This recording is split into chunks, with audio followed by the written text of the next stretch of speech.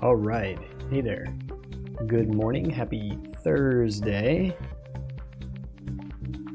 As has become tradition, give me a second to make sure that all of the different streaming destinations are working correctly. Yeah, seems good. Excellent. Hope you're doing well today. I am excited to hopefully finish this Master Grade Zeta Gundam Ver.Ka on stream today. I think we should have plenty of time, right? It looks almost done already. Just to catch you up, last time we finished with just having put the legs onto the main body here, and if I get these arms out of the way, you'll see we're missing side skirts. We didn't have time to build those last time, so that'll be first today. They just have a ball joint, I think, that slots in right there at the top of the legs. And so we'll build both side skirts real quick here, and then I think it's just the wing units that go on the back, and then the weapons loadout, and that should finish the whole thing for us. So that should be it. And like I said, should have plenty of time today. I didn't pause to point this out when we were going through the instructions before, but all of this Japanese text on this center page of the manual is translated into English, so that's pretty awesome as well. I think Bandai's been doing that with almost all of the more modern kits, like the last few years.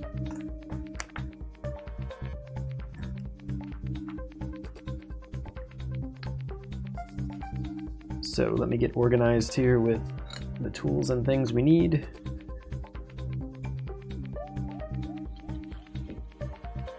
And I didn't put my headphones on, so I cannot tell if you guys are hearing music that's okay or not. Yeah, there's some music playing. Cool.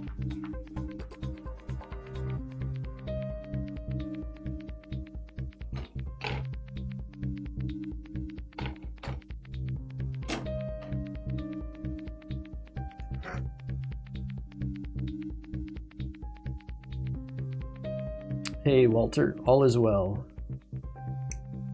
With the stream or with you? I hope both.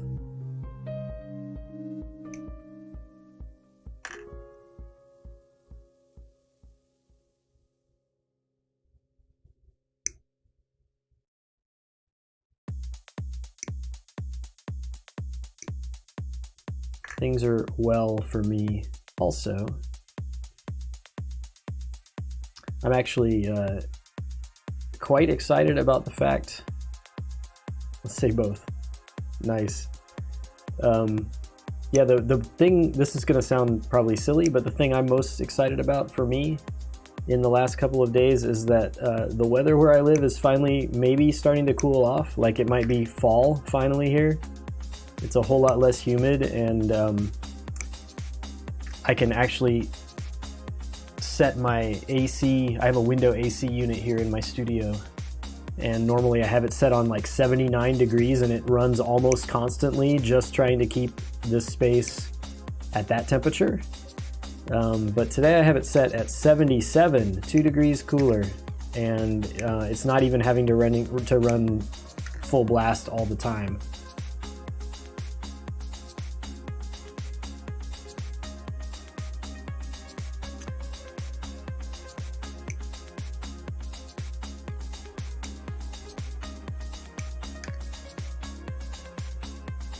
Yeah, so the weather is kind of something that it seems weird to be excited about, but hey, it's been hot and humid here since, you know, probably like March. So I'm excited that it seems like it's getting back to something a little cooler. And the cool thing for me about that is that a lot of paint related projects, even though I paint indoors, obviously here in my space, the humidity does affect the perfect nice coat that I like to, you know, like the finish that I like to get on my airbrush work. And so I tend to hold off on doing very much painting when it's really hot and humid. And so this time of year from now, like all the way through January, February, should be a time when I can do more painting work.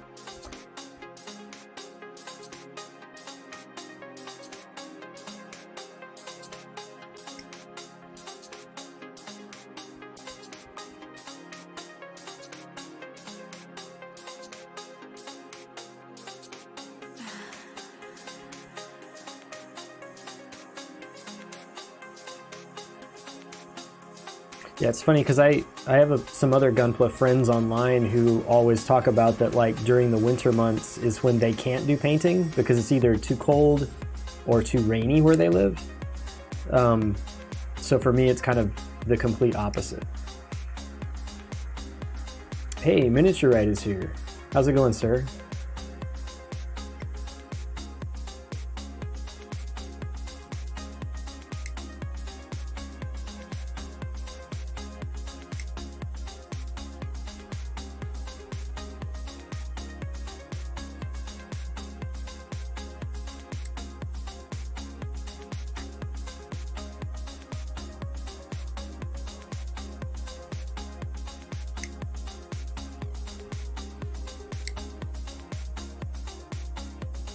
Yeah, so Miniature Ed, I'm not sure if you've been here for, I don't think you have for any of the streams recently. The story is, my studio's a mess. You can't tell because I don't ever point the camera at the messy bits. But I've got a shelf back behind me that's supposed to hold my backlog, and my backlog does not fit on that shelf. And so what we're doing is we're going through the pile of kits that don't fit on the shelf and just building them so that I can throw the boxes away. And this master grade Zeta Ver.Ka is the next one on the list. So I think we're gonna finish it today. And then we can move on to the next one.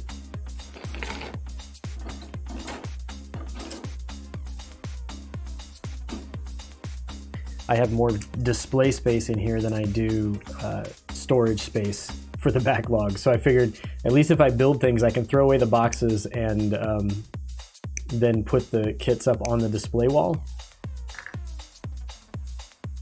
And so that's what I'm going to be doing.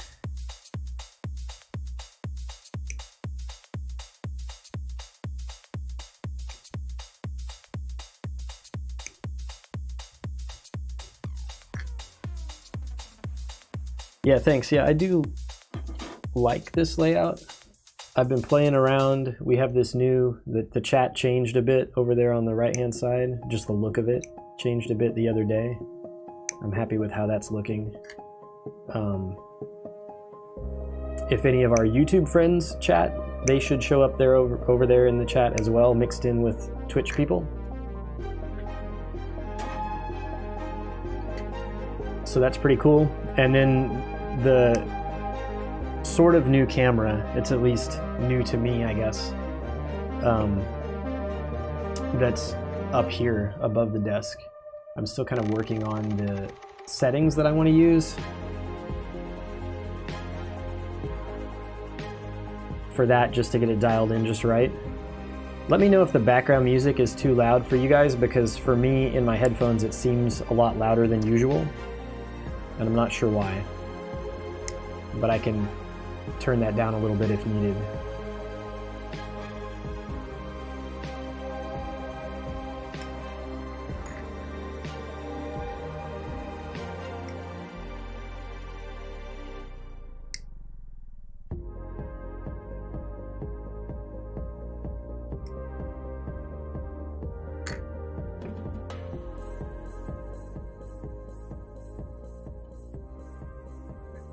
Yeah, we'll just knock it down a little bit in volume.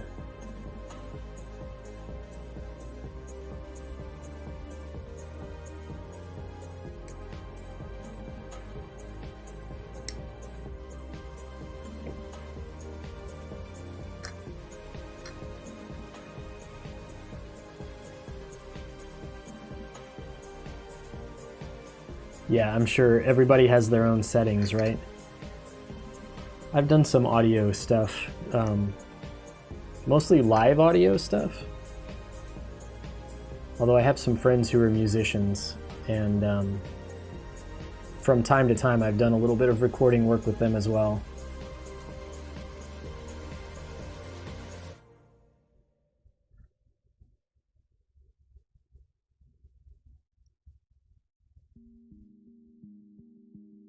Let's play with camera zoom. There we go.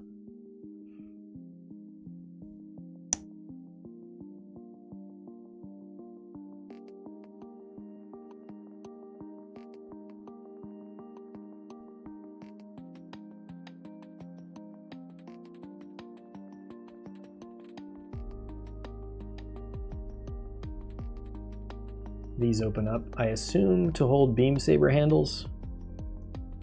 I've not looked ahead in the instructions to know if that is true or not. That's my guess.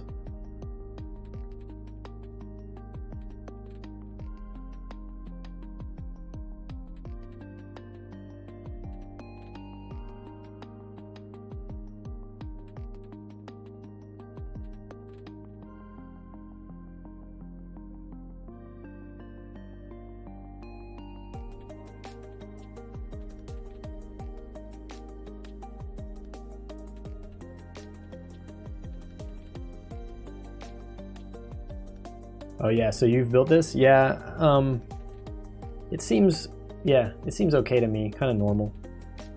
I liked the chest unit. It was kind of unique and different. I assume, you know, we haven't tried to transform this thing yet, but a lot of it's like hollow inside, well, you know, because you built it. But yeah, it was unusual, different parts and construction than we typically get on a chest unit, so I thought that was kind of interesting and refreshing, just because it was different. But yeah, in general, it's been a fairly standard, modern master grade, I think.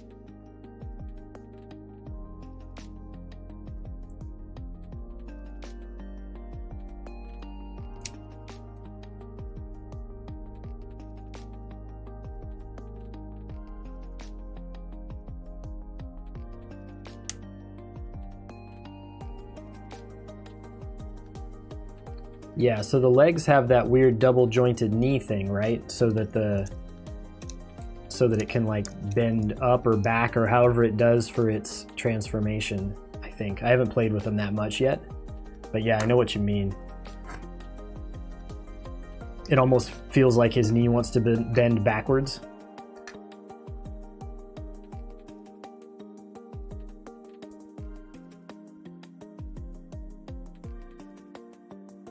Yeah, this is one of those kits, like when it was announced, I was not excited.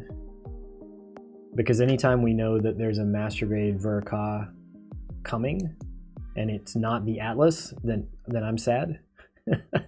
Because that's really what I want. And so yeah, I was disappointed that it was a Zeta. But then, of course, I ended up buying it anyway. I forget who I was talking with on the last stream, and we decided that the problem is that even if Bandai announces a master grade kit that you don't like, you know, or that you wouldn't normally buy that mobile suit design, they release so few master grades these days that you almost feel like, oh, well, it's a master grade, I should get it, because there's really no other, you know, new modern choice. So maybe that's part of their plan, right? Release fewer master grades so that whatever they release, we'll go buy it right away.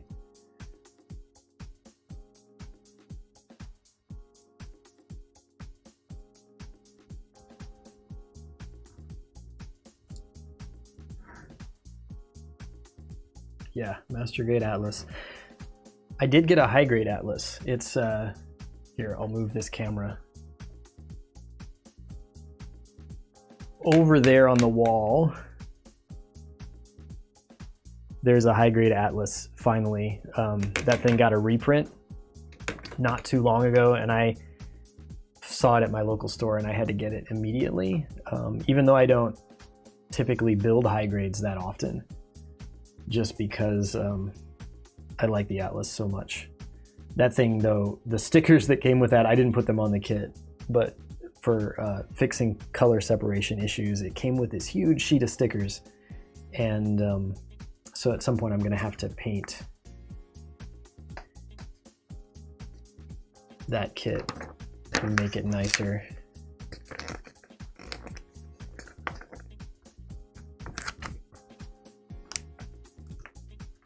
All right, so these wing things are called the flying armor.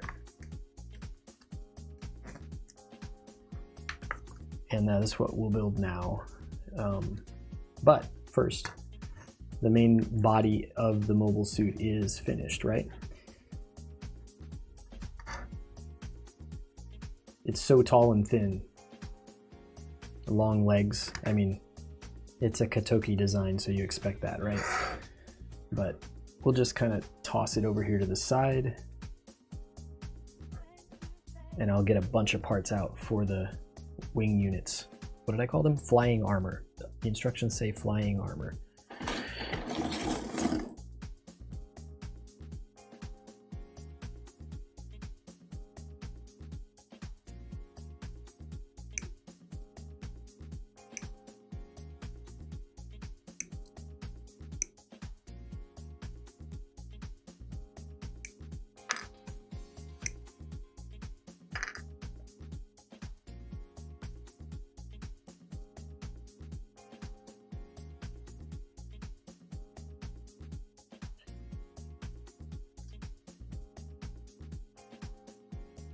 I don't want to jinx it, but the thought just popped in my head that I have not heard yet today the typical Thursday morning lawn mowers that I hear usually driving around my neighborhood, mowing the neighbor's yard.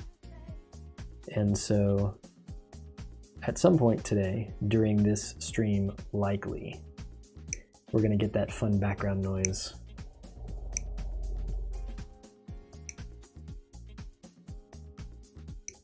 If it gets too bad, I'll just mute my microphone and build with the music, and you guys can chill if you want. And then that way you won't have to hear the sounds of the lawnmowers.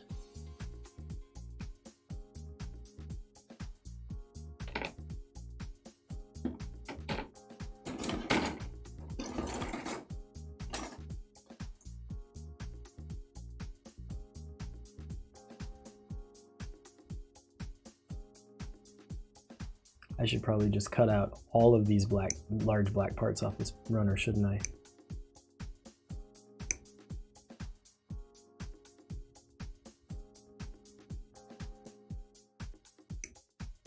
Oh yeah, when I had to leave your stream the other day, you were just in the process of talking about that you took some photos of the water slides, right? And then you were gonna Photoshop them onto the kit as like a preview.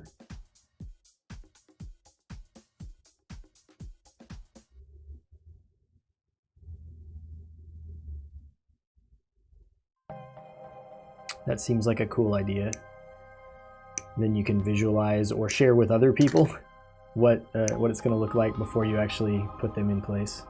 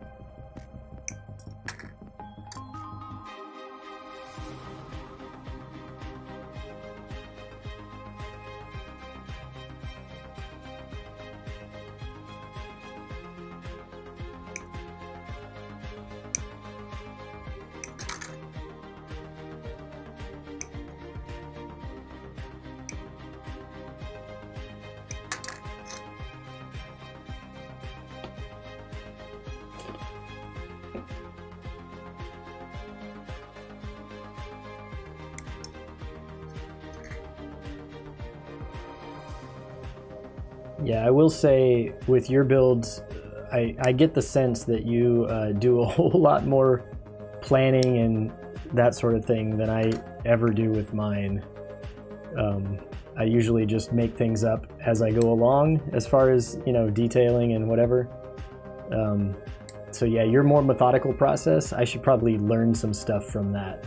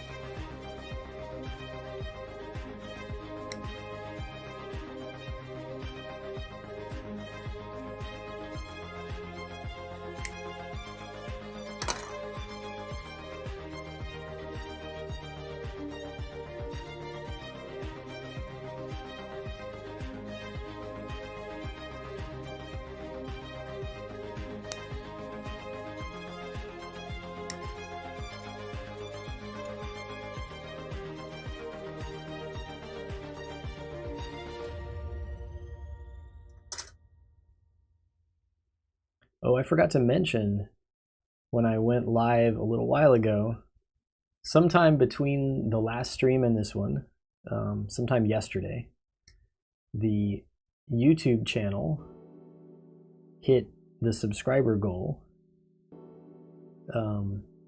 which was 500 subscribers. So yeah, 500 subscribers on YouTube. Actually, it's at 508 right at the moment. So that was cool. So if you're watching over on YouTube, thanks for subscribing over there. That was cool.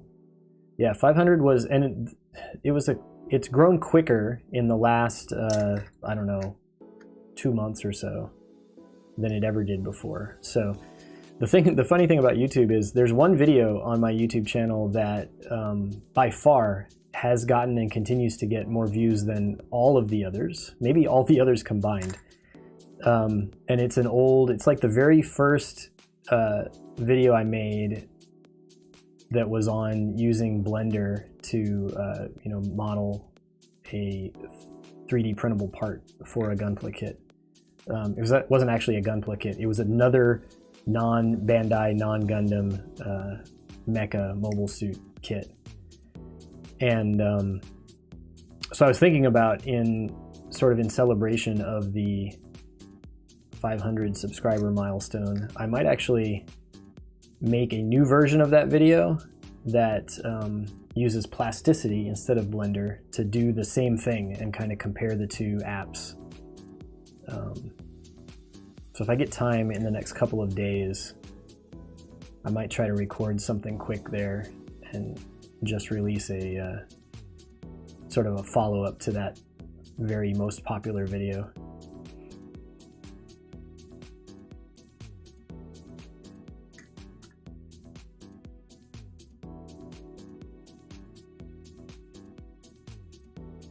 But yeah, I was excited about the milestone. It sat on 499 for most of a day, I think.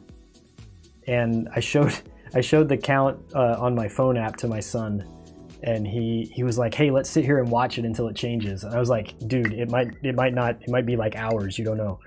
So we did not, and then we checked it a couple hours later and it had changed.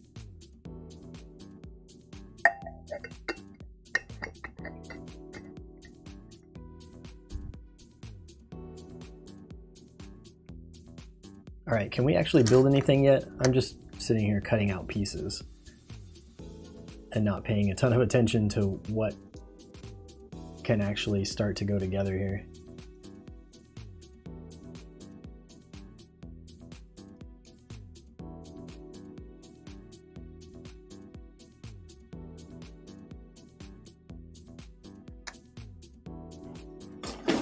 No, I can literally put those two parts together, and then I need some other things off of this C runner.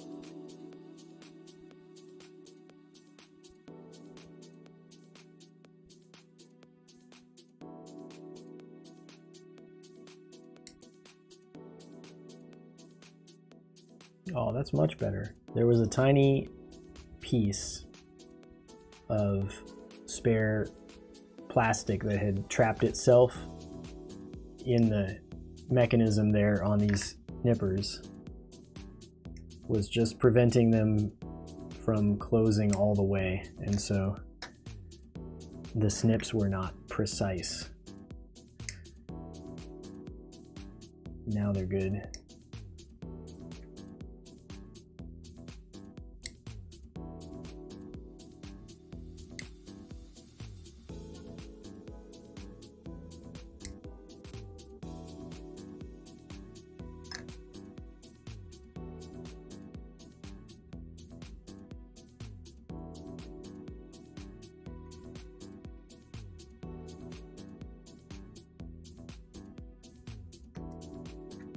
All right, maybe I can build something else now.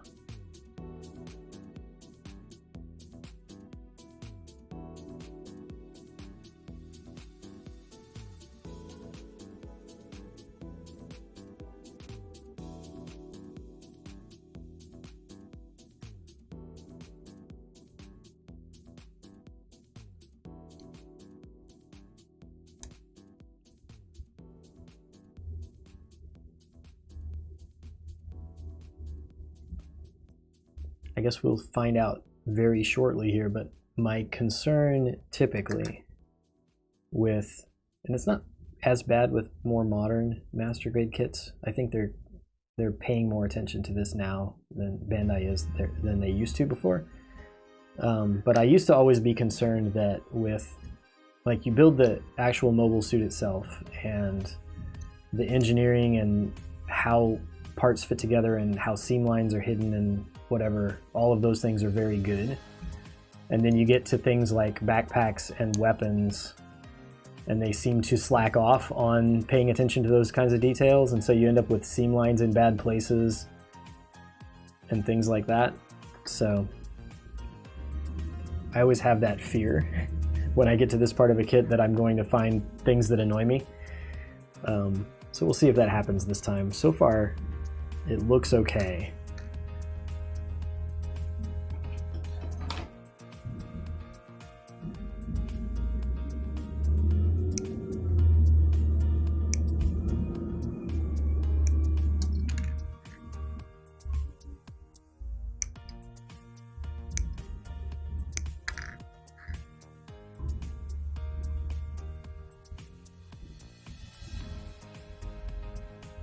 So we finished this A1 runner. That's interesting. So in the instructions, I just noticed this a little while ago.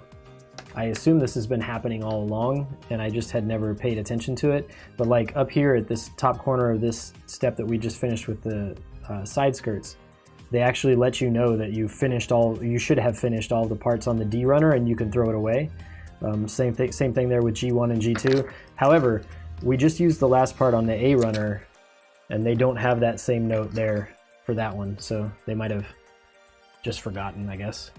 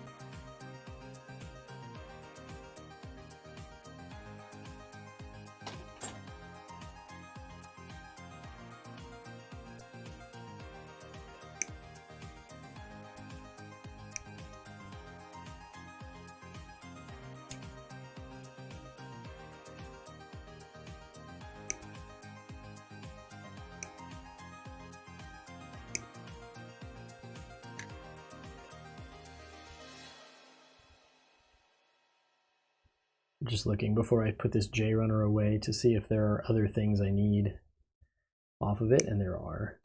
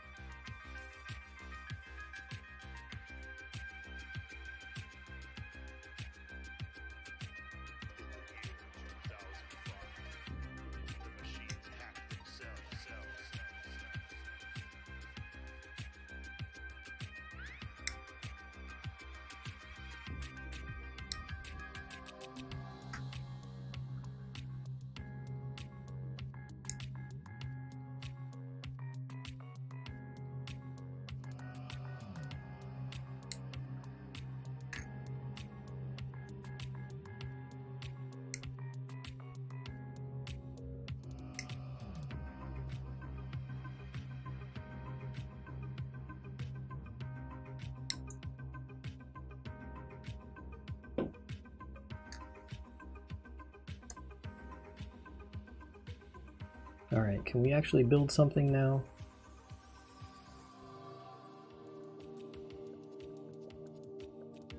This little bit looks like probably landing gear, like it folds out like this.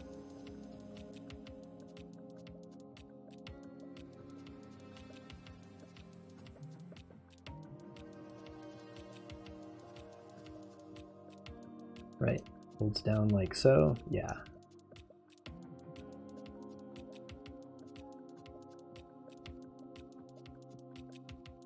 That is probably landing gear. I'll go ahead and, even though the instructions aren't telling me to do this, well, I'm sure they will eventually. I'm building the opposite wing in parallel here.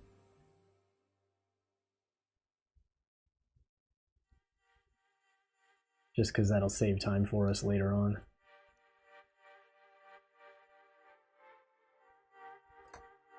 All right.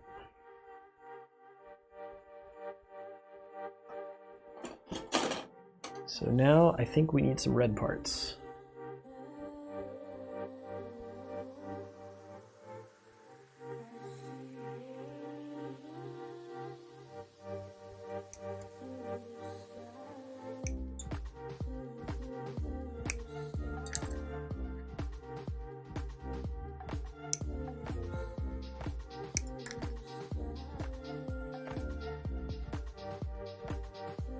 At the very least, we need those trim bits, and then probably these too, right?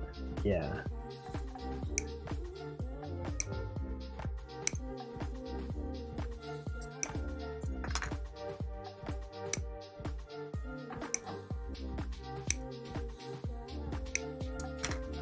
And maybe these two as well?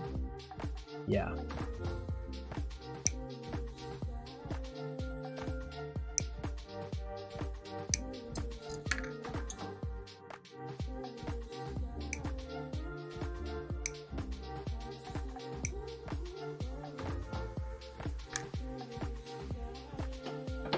That part almost flew away. Oh, which reminds me, I never did go back and look to see if I could find the clip from the last stream, the one the other day where I accidentally launched a part off my desk and it bounced off a shelf over there and came right back and landed right back on the desk. Yeah, I was gonna go see if the cameras caught that, because that was really weird. That was one of those moments where I was like, oh no, I'm gonna have to go and climb around under my desk and find a part for the next 5 minutes. And then it turned out that it just came right back to me.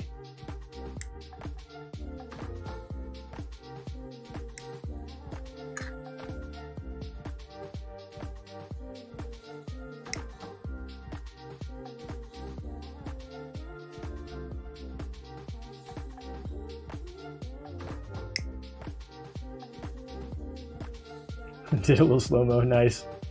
Yeah, those are the kinds of things you always hope you catch on video.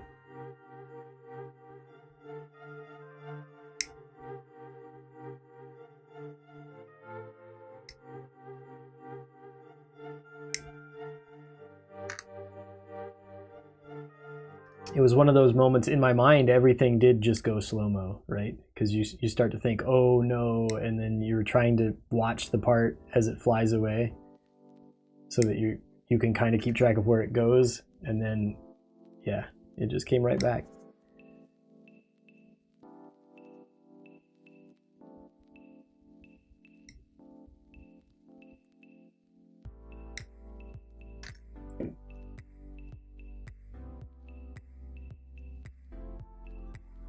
All right, can I build more? Yes.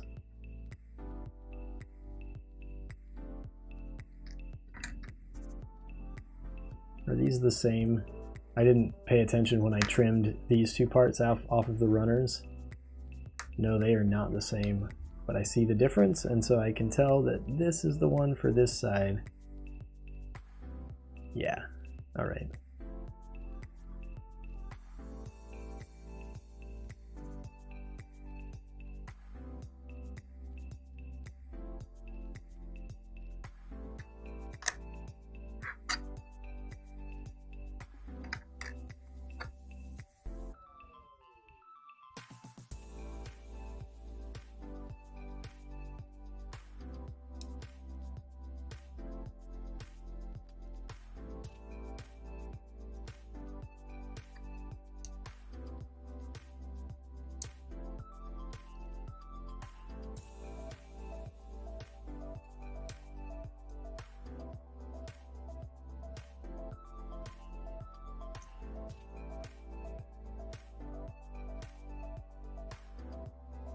Alright, am I angry about seam lines yet?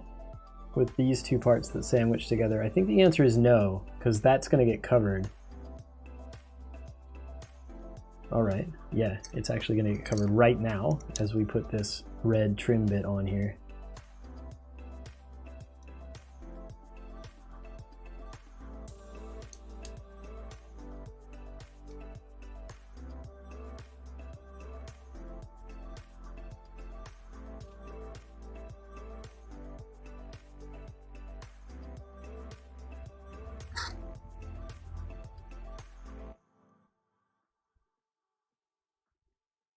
This attaches there? Yes.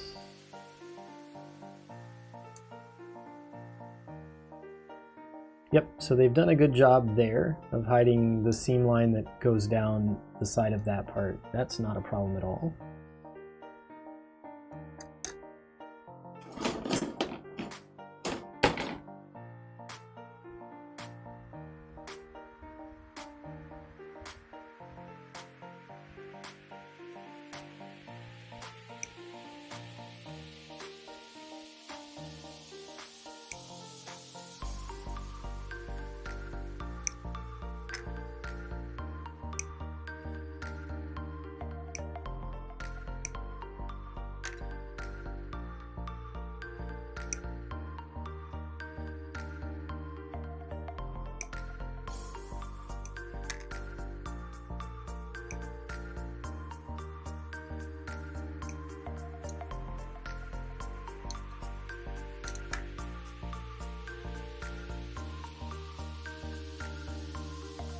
We need some 11s off of this runner as well. There they are.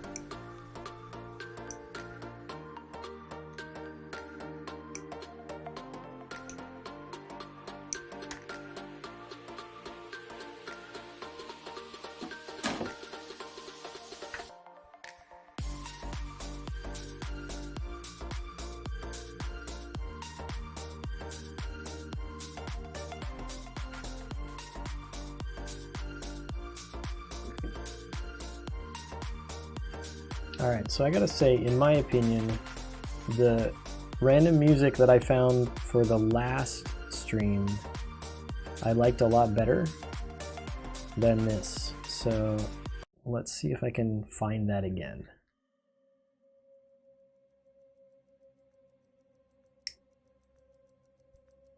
I think it was this. Of course, it was random, so you never know, even if I pull up the same playlist, whether I'm going to find the same tracks again or not.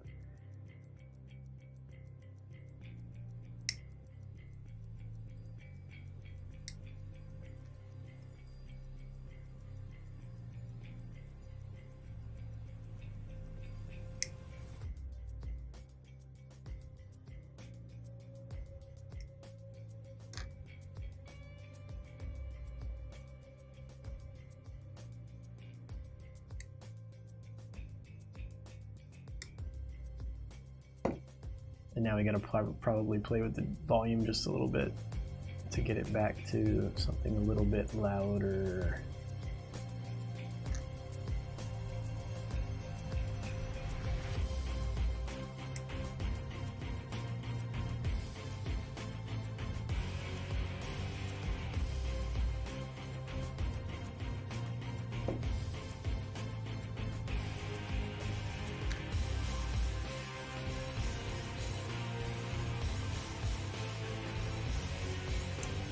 Alright, so these must be the little hinge bits where the wings attach onto the back of the torso.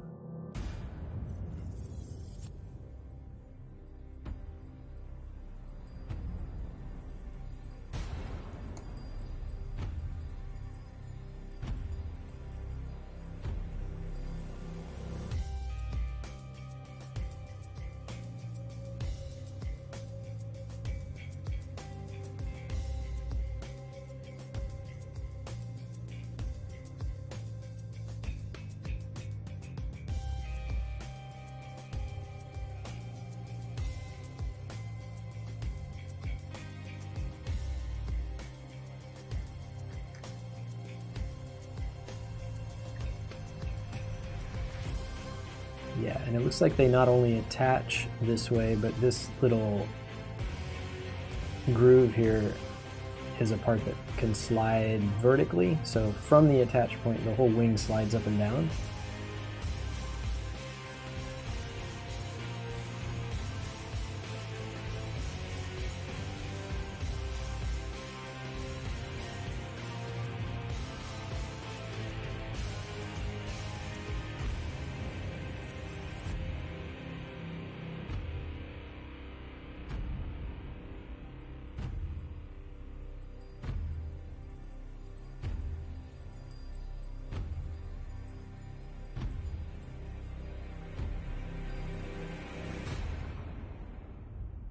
Yeah, and so this goes on here, but there's another part that I don't have yet that fits in that little vent area up top. It's on the F runner, which we have not seen yet today. Oh, it's white.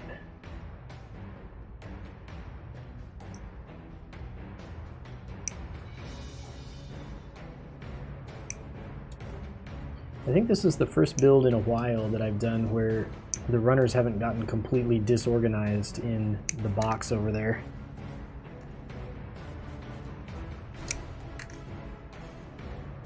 The reason for that is they're all fairly large and about the same size as one another. So I guess we have been building a lot of P-Bandai kits, right, where you get those tiny runners that are all different colors, and sometimes they only have like 3 or 4 parts on them. So those tend to get jumbled up in the box and mixed around, and then I can't ever find what I'm looking for.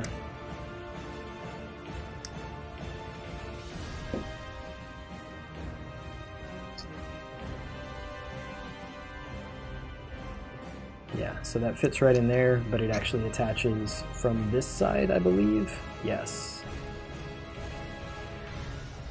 Like that, before we put these two things together.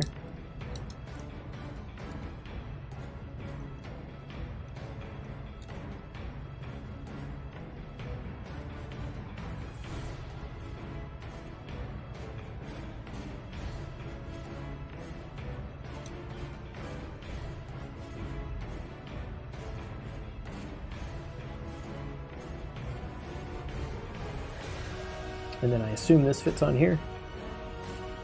Instructions tell me, yes, it does.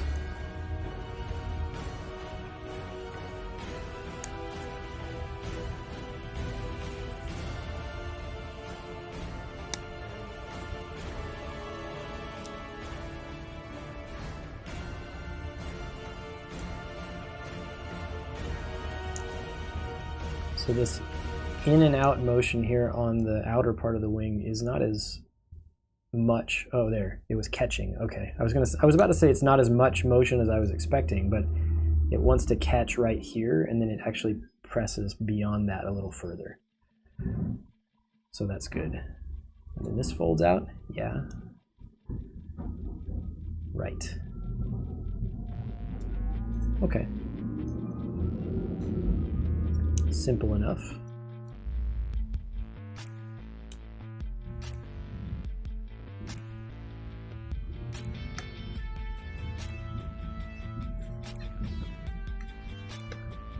So I'm flipping the instructions over to see that it wants me to build the other wing now, which we should have a good head start on. And we should also have all the parts we need.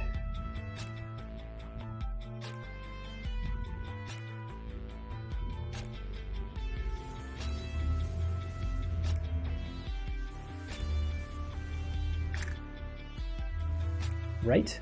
No. Because there were 2 J runners and I only got parts off of one of them.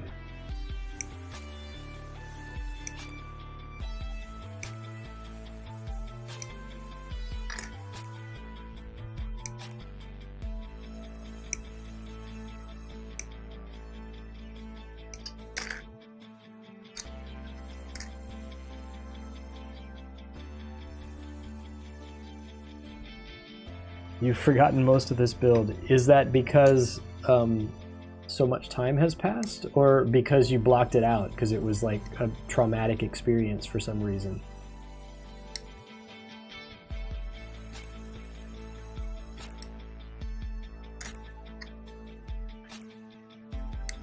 It hasn't been that bad of a build for me yet. Although, I was traumatized by the real grade Zeta when I built that. And so, even when I purchased this, I was like, do I really want to build a Zeta Gundam again? Because that real grade was not fun.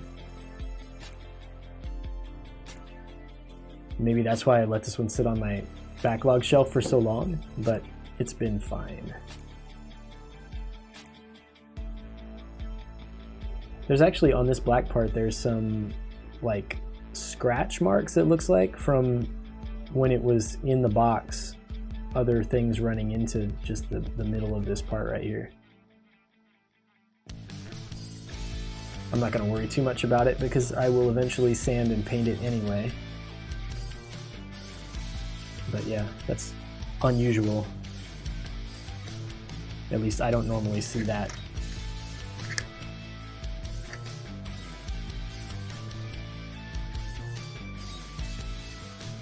On parts coming out of the box clean like that, they're usually in great shape.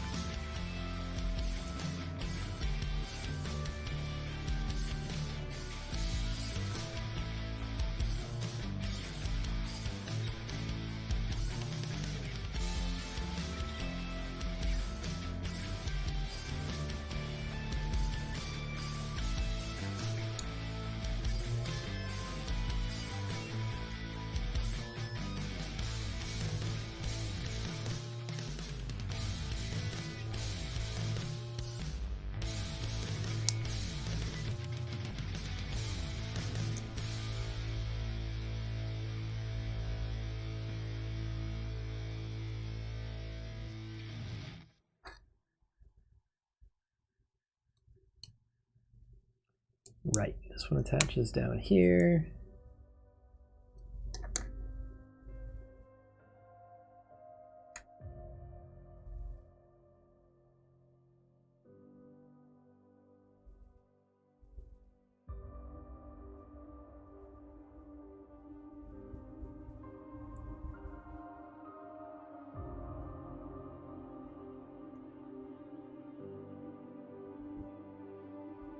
So the real question for today, which we're going to have to answer at some point fairly soon here, I think, is when I finish building this thing, am I going to try to transform it live on stream?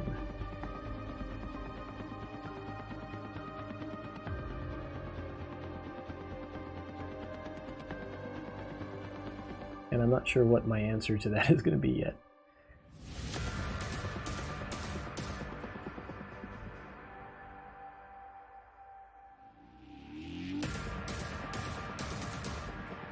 You didn't transform yours? I will probably, like most of the time when I build a transforming kit, after I snap build it, I will transform it one time, and usually only one time. If it's painted, then I won't, because I'm afraid of chipping paint and stuff. But if it's just snap built, I will usually try it one time and then transform it back and never touch it again.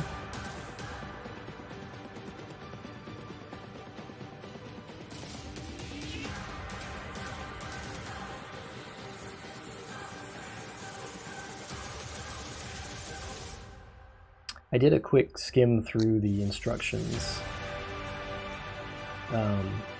yesterday sometime, and the transformation didn't look overly complicated.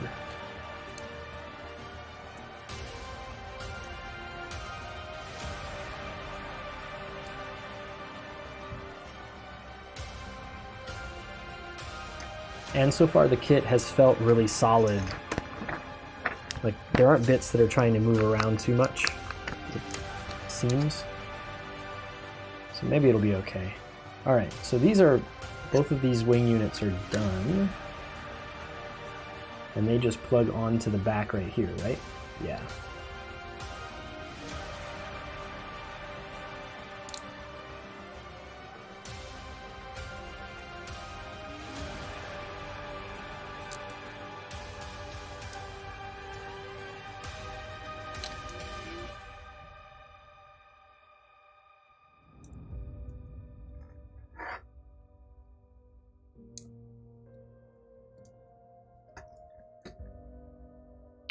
So that's interesting. I guess I didn't realize when you look at this kit from the back, it looks like all of this is like a single backpack unit.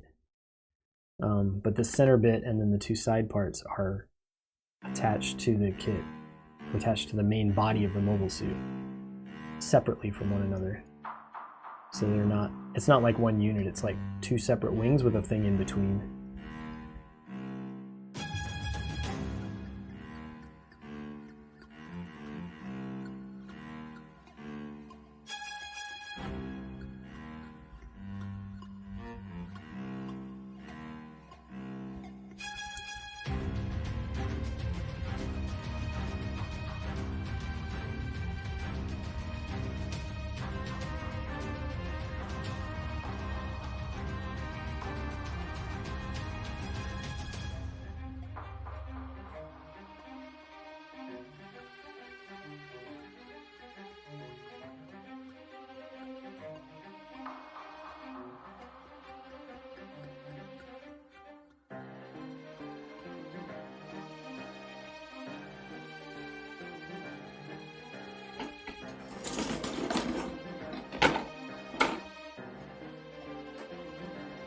Alright, so before I forget,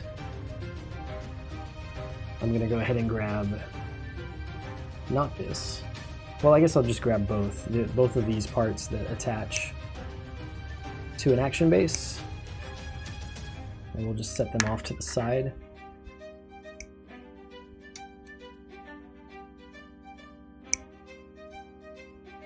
So it looks like both of these have that same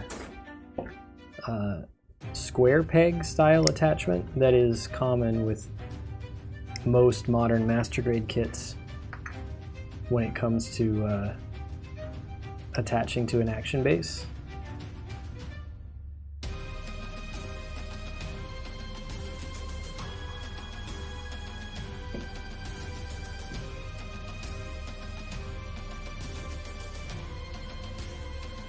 Yeah, so we should, like, here's a good opportunity to take a quick break from the build, and I'll show you guys something. Sneak peek, if I have it available back here. Yeah.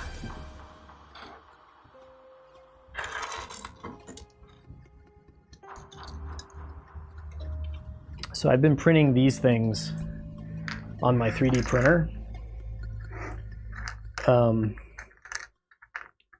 And I've got a pile of parts back there that I have yet to assemble so that I can film a video for YouTube showing these things off. But my hex display wall back there, this is the little kit that builds a single arm to actually attach a kit up on there to the wall.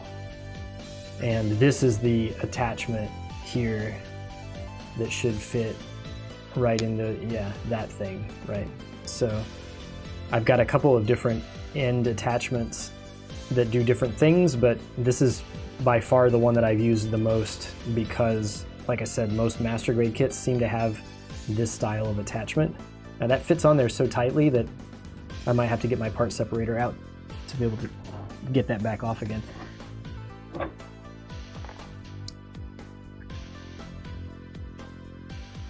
What thickness are each of the parts? So these arms,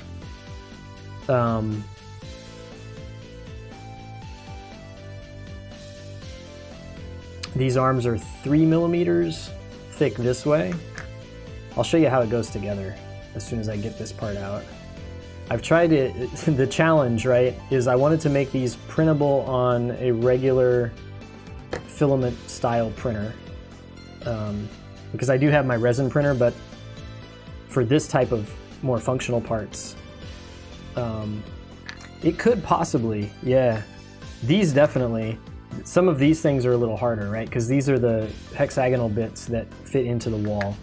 And then the hardest thing was designing something that was small enough but also sturdy enough to be these pegs to hold it together, right? So like what you're doing is you're making a triangular thing like this that's going to fit in the wall and support the kit. And so where these things come together, I'll just do it with these first so you can see. These pegs are made so that they fit together turned to 90 degrees. So it's the same peg just printed twice. We'll get a closer view. And if you turn one 90 degrees and press them together, they snap fit together. I'm not going to push them all the way.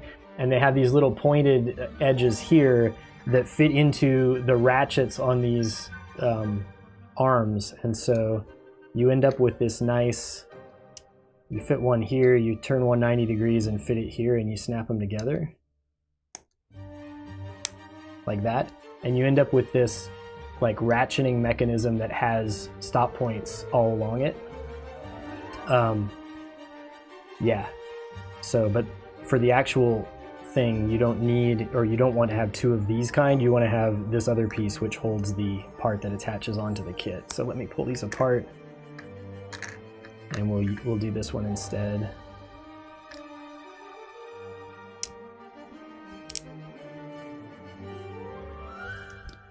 Yeah, so you end up with like this,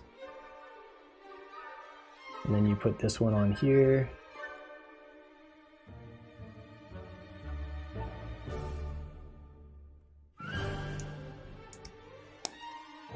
So you have a little ratcheting thing there, and then you have another one here.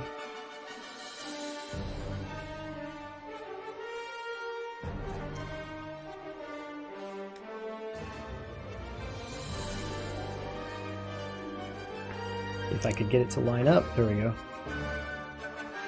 Yeah, and so the only tricky thing is, like, you just have to make sure you line these things up, right? Because these two arms are offset from one another, and so you have to turn one of these back hexagonal pieces one way and the other one the other way so that they correctly line up vertically when you go to attach it to the wall. And then this just has a hole, so there are various plug or attachment points. This is the one that would be compatible with this kit, but there's some that are like just a regular 3mm peg, because some kits have that.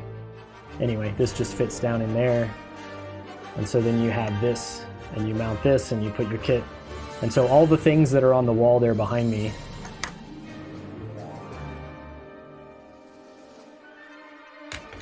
that wall back there, which doesn't have a lot of kits on it yet, because all these ones down here on the shelf need to go up there, and I just haven't printed enough copies of this thing yet to get them all attached onto the wall. But that's how they all go on there, and because they snap on there, the whole thing's configurable, so I can take kits off and move them around and do that kind of stuff. So yeah, I need to finish.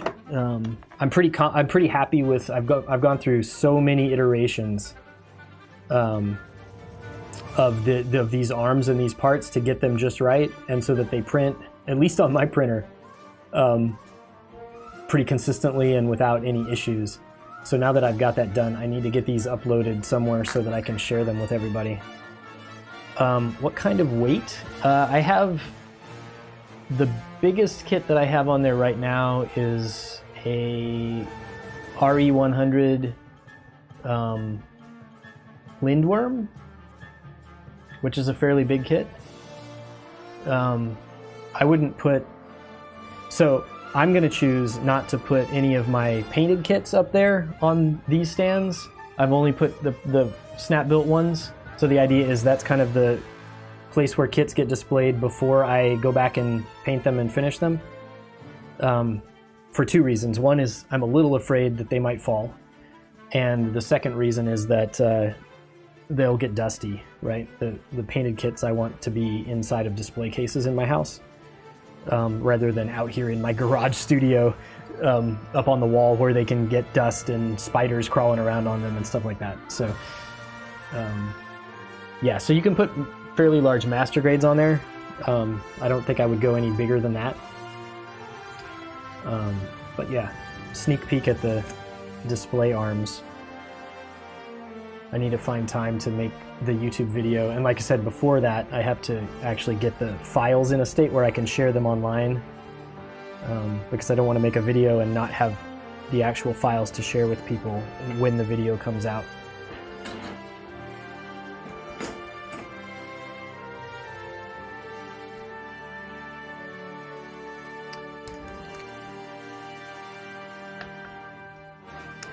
Right, so as I was talking there, I missed the comment about the surprise announcement for the real grade XN riser.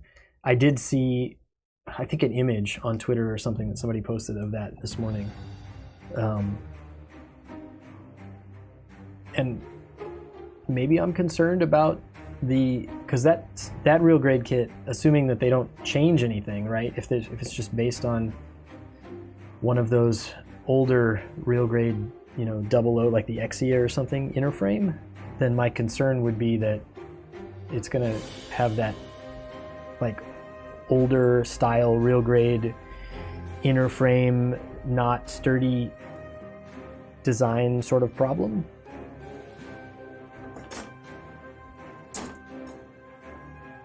That's my first impression, having just seen a photo of it.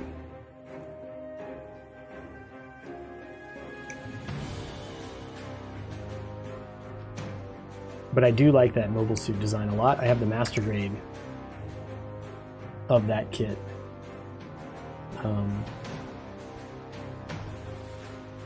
And I really like how it looks.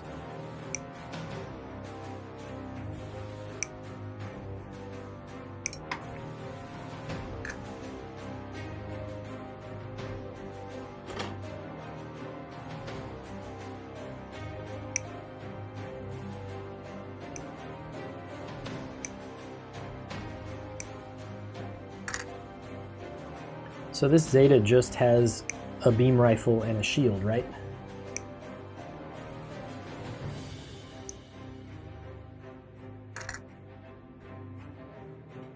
As far as its weapons loadout goes, I think that's all it's got.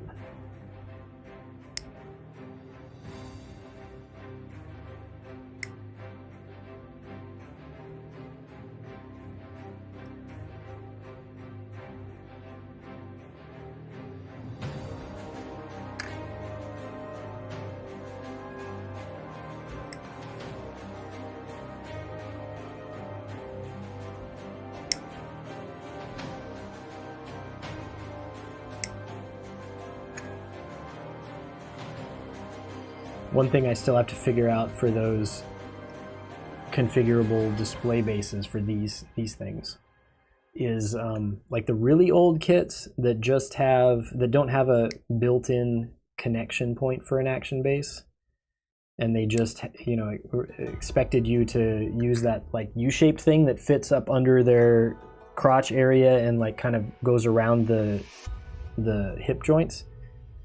I have a couple of master grade kits like that, the older ones. I think the old seed master grades were most of them like that. Anyway, I'm a little concerned. I haven't designed a part yet that will hold a kit of that style. And I'm a little concerned about the stability of it and trying to figure out how to make sure it does not fall off the wall.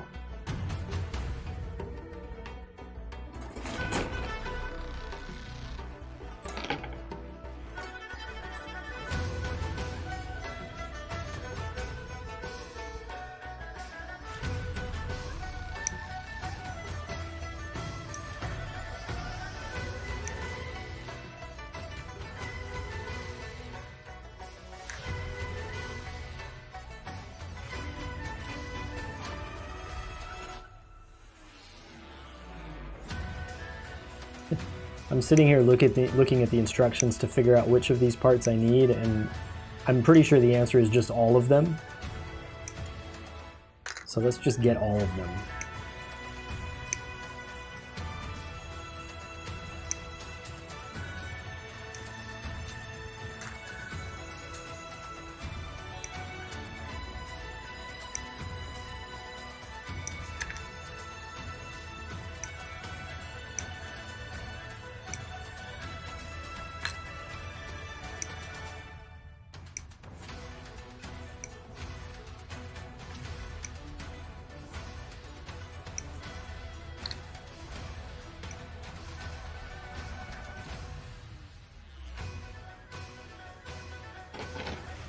I guess this other action-based connection point that we didn't, that I cut out but we didn't look at yet, is it must be for when it's in its transformed state, right?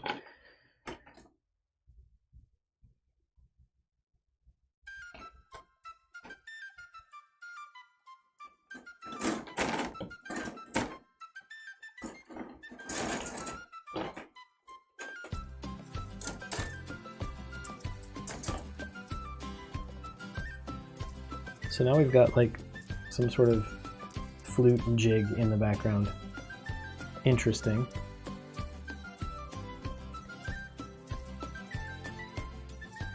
I'm gonna say next.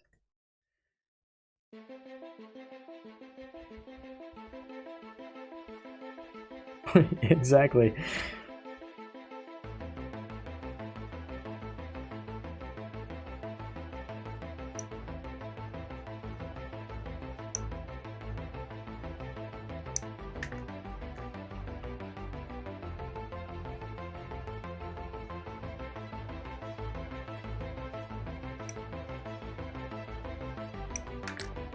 Yeah, so Miniaturette, I probably should have just let that one play for you.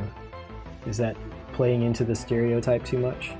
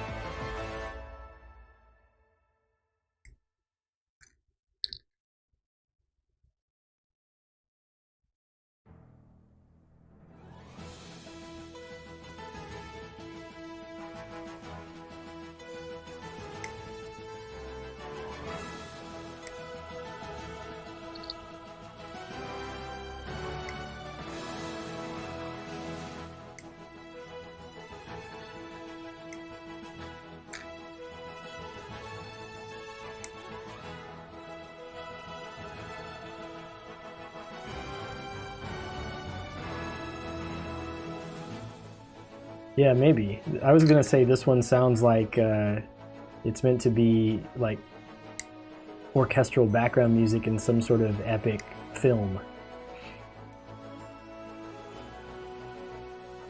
But also with like a bit of an elevator music sort of vibe to it.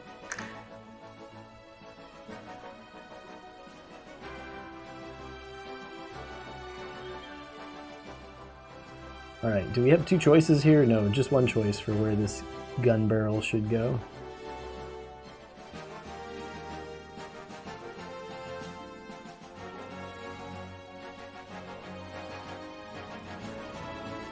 Zoom back in here and try to build this beam rifle.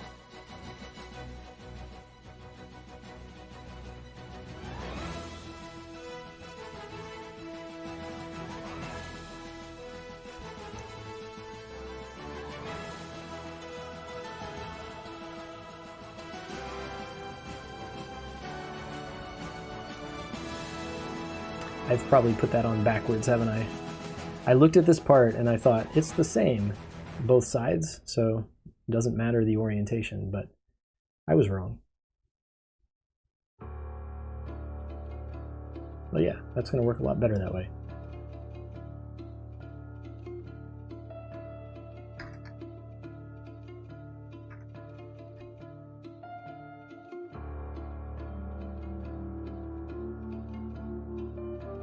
Alright, why am I not seeing the part that I need? I obviously did not get everything.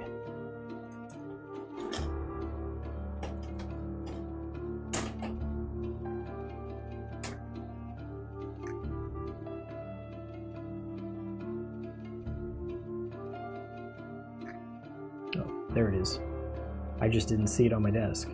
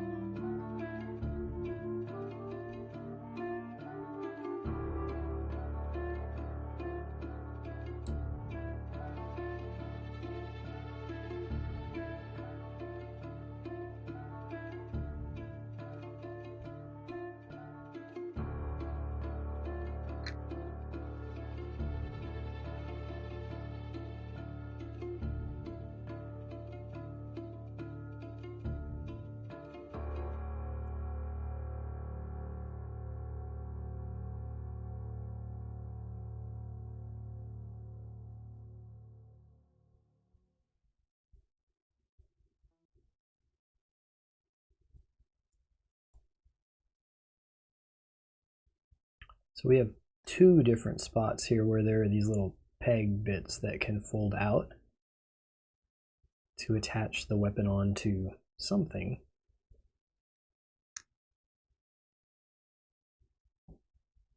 I don't know what that something is yet.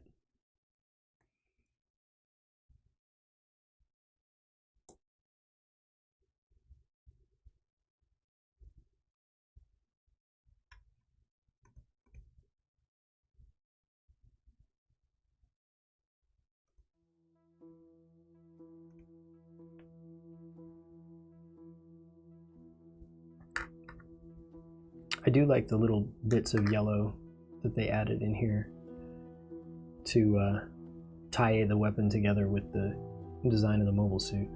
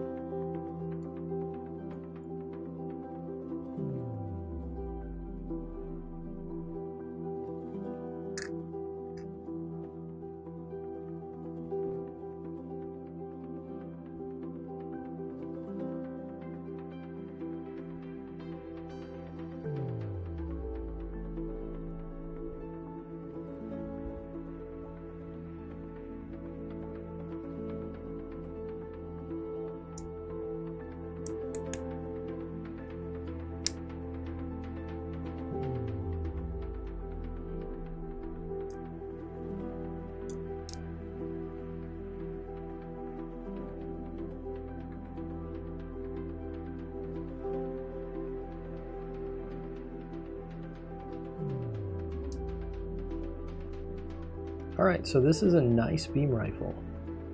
I don't get to be angry about seam lines. They've done a good job of hiding them in details or with a bit of panel lining pretty much all the way around.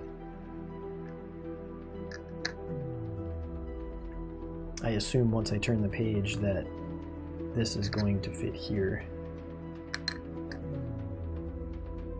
On the back, right? It's the ammo clip.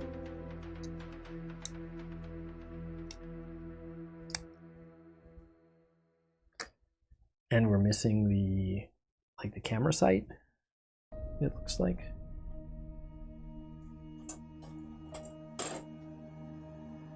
Which must still be here on the runner.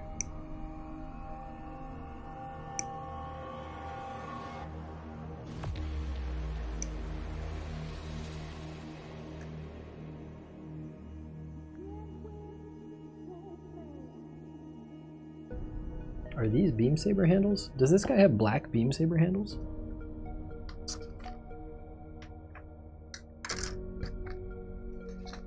I'm just looking ahead now. He does. Interesting.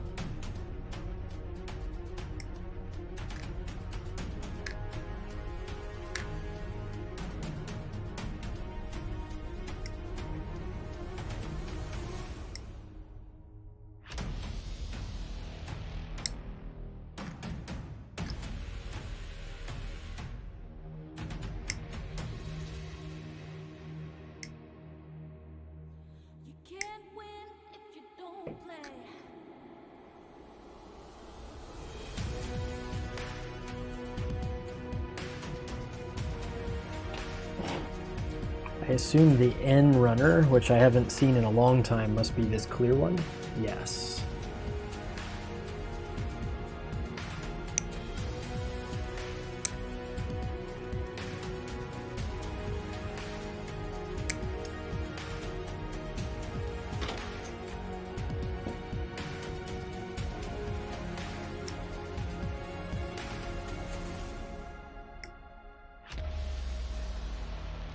So should I put this clear camera piece inside here right now? I think the answer is no.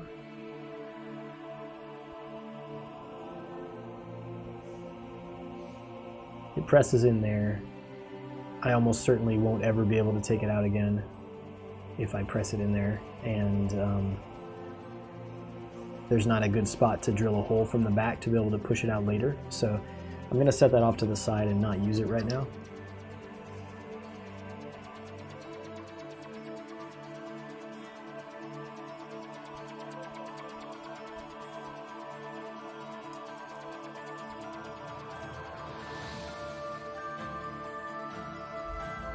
Yeah, so that clear camera sight piece would go in there, but I'm going to leave it out for now. Because eventually I will take this thing back apart again to clean it up and paint it.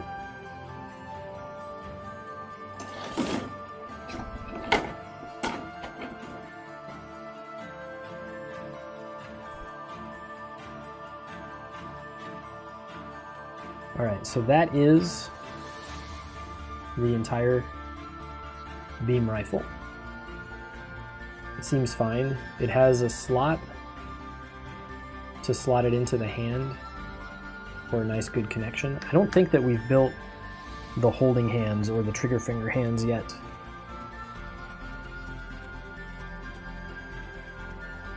I'm pretty sure I saw some of the finger parts for those still on a runner somewhere a few minutes ago.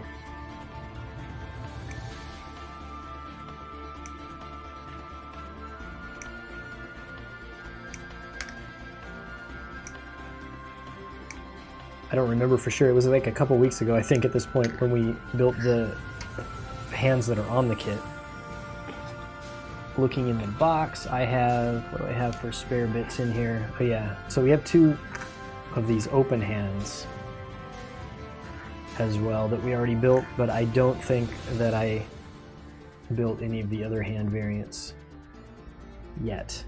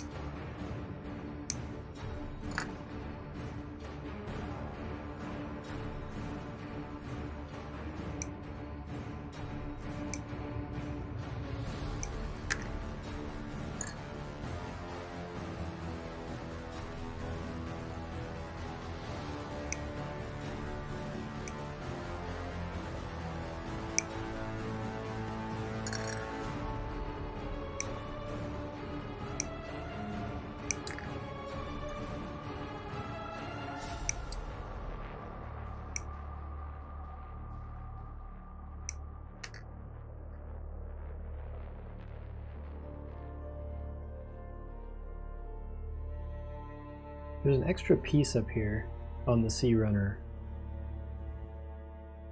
numbered 2, that maybe we don't need, or else I missed a part somewhere along the way. Just looking at the part, it looked like a copy of one of the clear parts that went into the head for like the cameras. That was the shape of it. So maybe it was an optional thing that you could use instead of the clear bit. I don't know. I'll have to go back and look at the instructions at the end if we do end up with that part left over, just to make sure.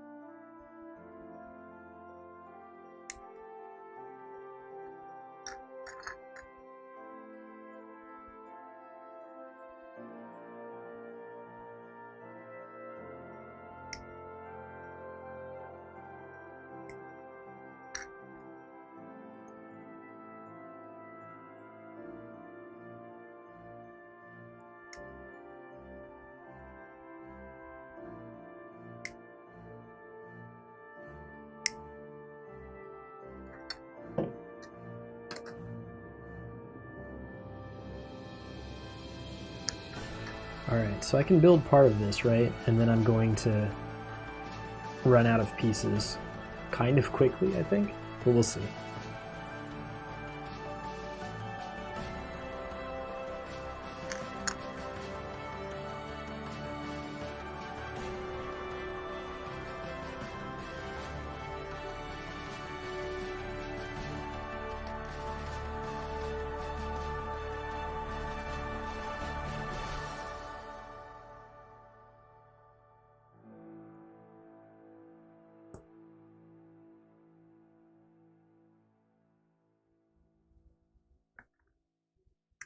That snaps in there, these slide together. Right? Right.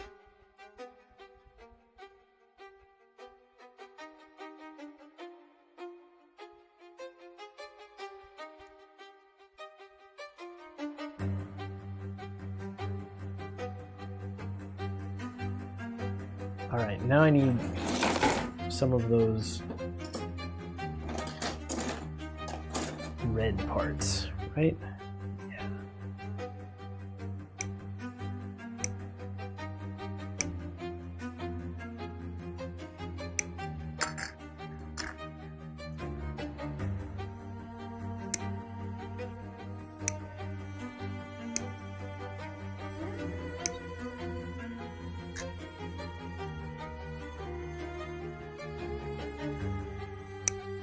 So tall skinny Gundam has tall skinny shield, I guess.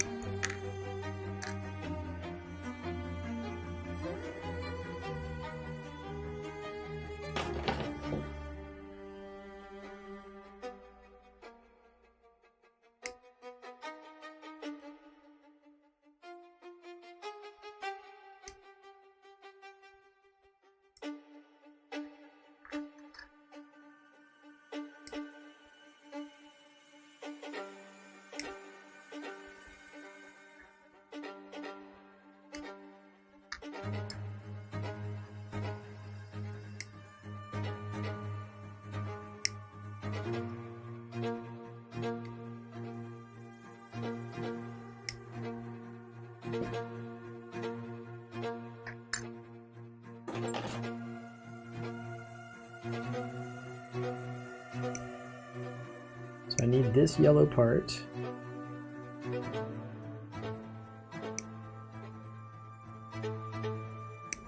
Oh nice, a mosquito has arrived. Or maybe some other flying thing that's not a mosquito? It just went by and I tried to grab it and I missed. So it might show up on camera shortly here.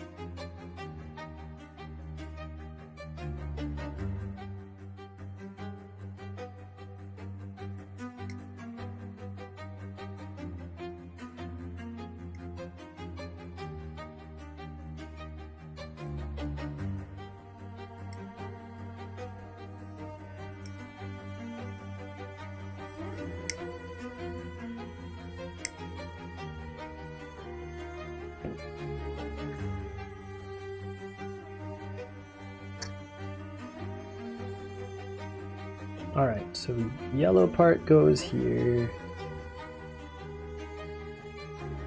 This, I guess we're supposed to expand this out a bit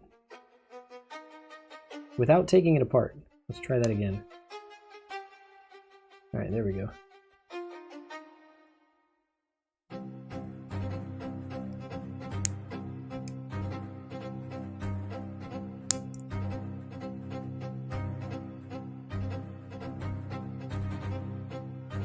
Alright, so there's our shield interior, and now we can snap this bit on here. Well, maybe not yet. Yeah, probably not yet. We'll put this bit in between first.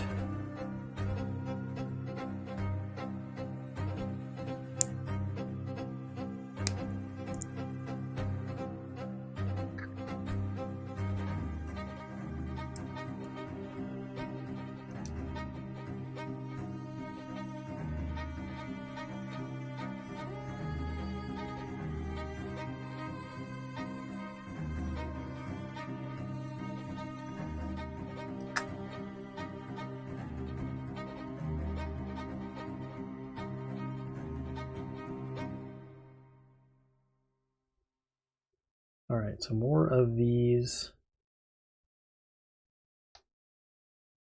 landing gear mechanisms? Probably.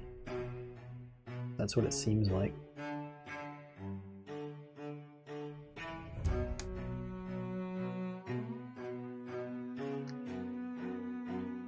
I'm missing a part off of the eye runner, which is this black one. I should just grab all of these parts, shouldn't I?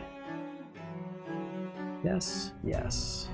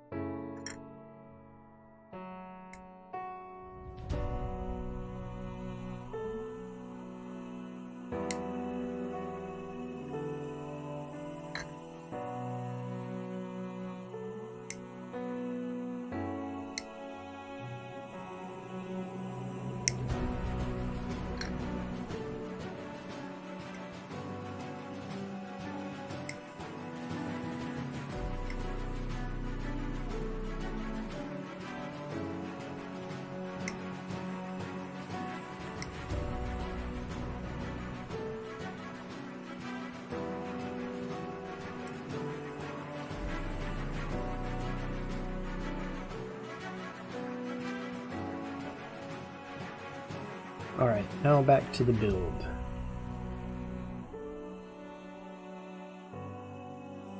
So this only fits one way. Now let me just toss it inside the other part that's already built. There we go.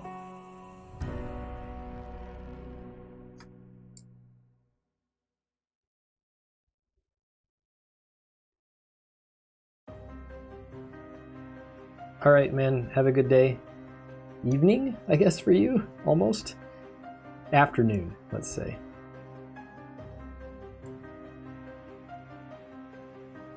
Yeah, so when this is done, I don't know if I'll pose it or try to transform it. We'll see.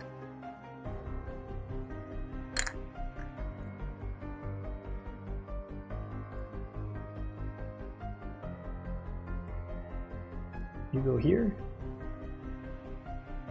You go here.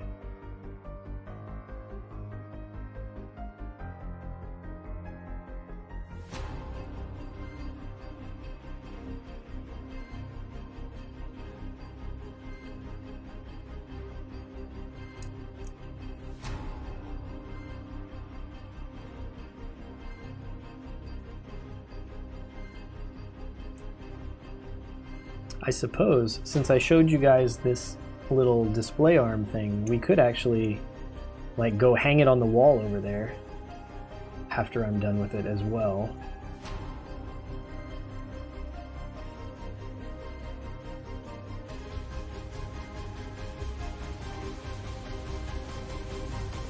Although I'm not sure how I would get a good camera angle over there for you guys to see that.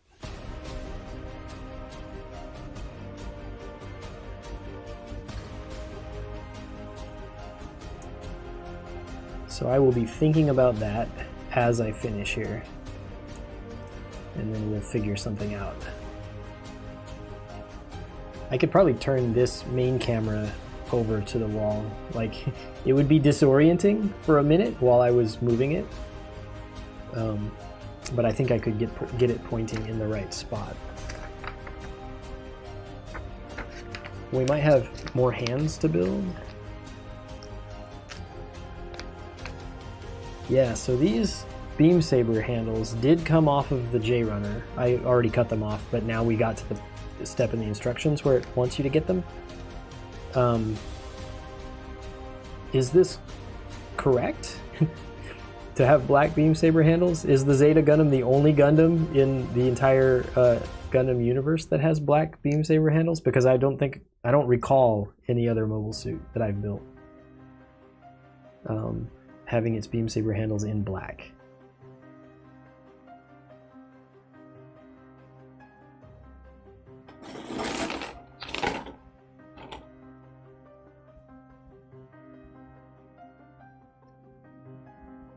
If anyone here is smarter than me about those things, let me know.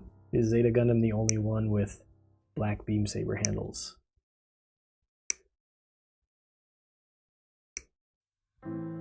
Otherwise, I'm going to have to go look it up later on today and find out.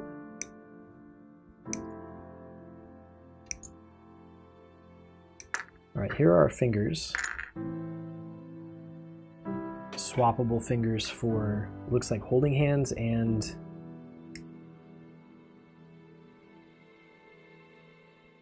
All right, Walter's going to Google it.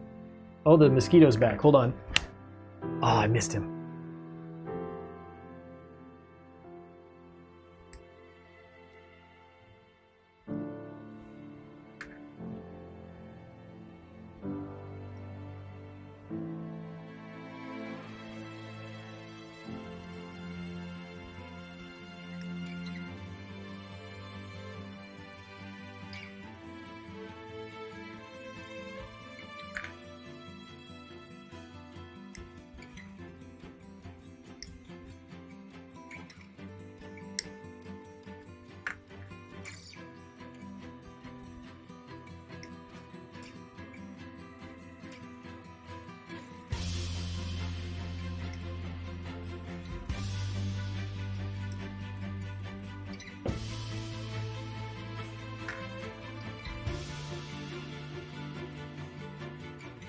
Yeah, so these are definitely trigger finger hands. If I grab the right hand, we could slot this into the beam rifle Yeah, let's actually see if we can wield this weapon real quick here.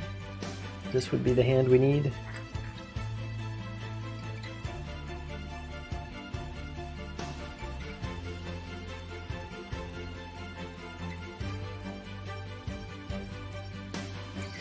Yes, you're right. The Banshee would have the black or dark gray or very dark blue, depending on how you see that color. It would have the beam saber handles in that color. You're right. Yeah, that would be one for sure.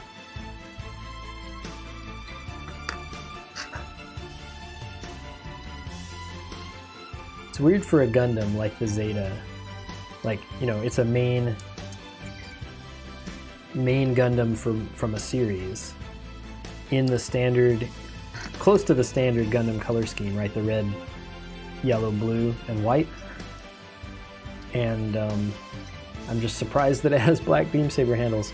All right, so here he is wielding his beam rifle. That is nice and solid in his hand too, which is great. Did I finish the shield? Yeah, I guess the shield is done. It has some sliding gimmick. Yes, this slides up. And I assume this just mounts on the outside of the arm here. Yeah. So there's a place where it can slot in here on the outside of the arm.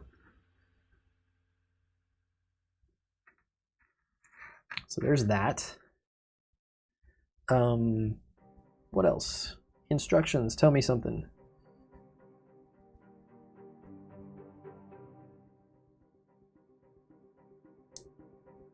Oh, I see. So the beam rifle extends. Let me get you a better view.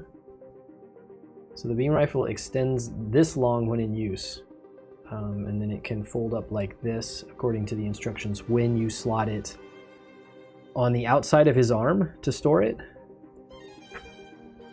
Yeah, so unlike a lot of mobile suits where there's like something on the back of the back skirt or waist area where you can slot a beam rifle, this one just attaches to this same rectangular attach point on the outside of the arm where the shield attaches on the opposite side.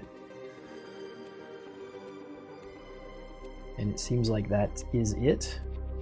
Oh, we have one more tiny weapon. They are grenade launchers. And they look like this.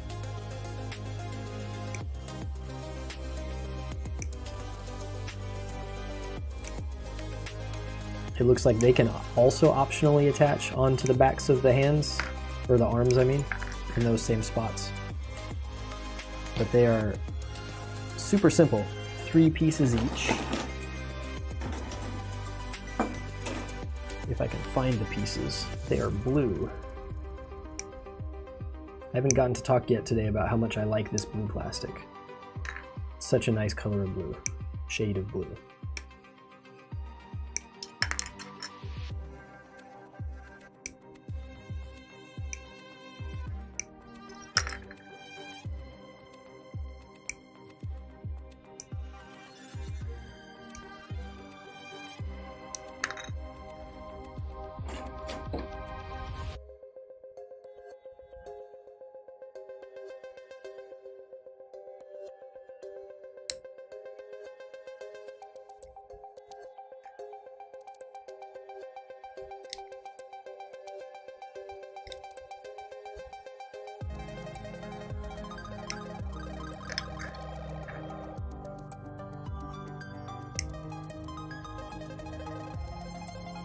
I'm starting to think about lunch, which probably means that we're getting toward the end of the time to stream. Right? That's how this works? I haven't even looked at the time. Oh yeah, it's not even noon here yet for me, so we're fine.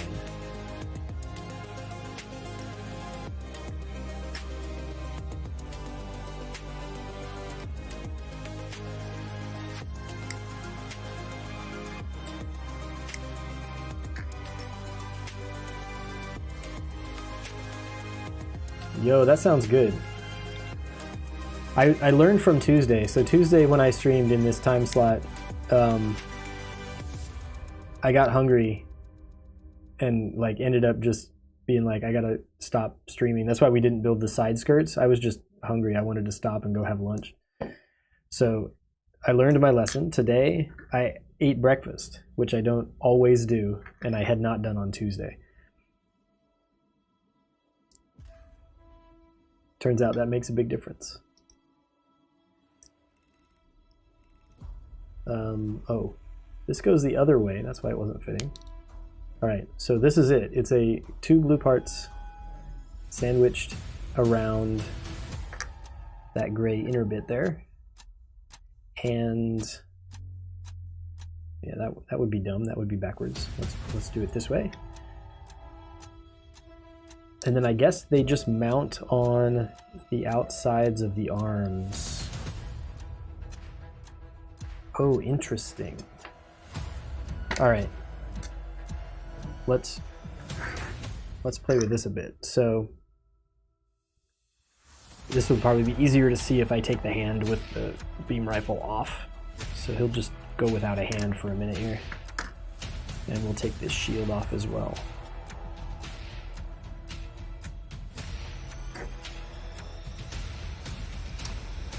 So I had totally forgotten because it was so long ago when we built the arms, but by so long ago I mean a few days, there was like this sliding gimmick in the arm that I commented at the time was going to be hard to operate, that opens up a little hatch here above the back of the hand.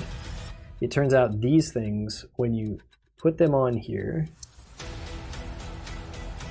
and attach them in like so, they give you the leverage then to be able to slide that forward. So that opens up that little hatch. So when you slide it back, you got to close it on your own, or manually, I guess it looks like. But yeah, let's get a close up here. So I slide this forward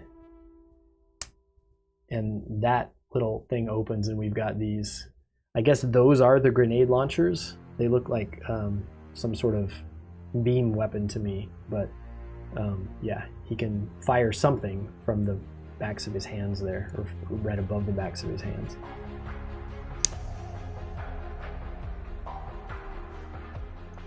I actually like these things on the arms here, just because it makes the arms so bulky looking. I think that looks kind of cool, actually.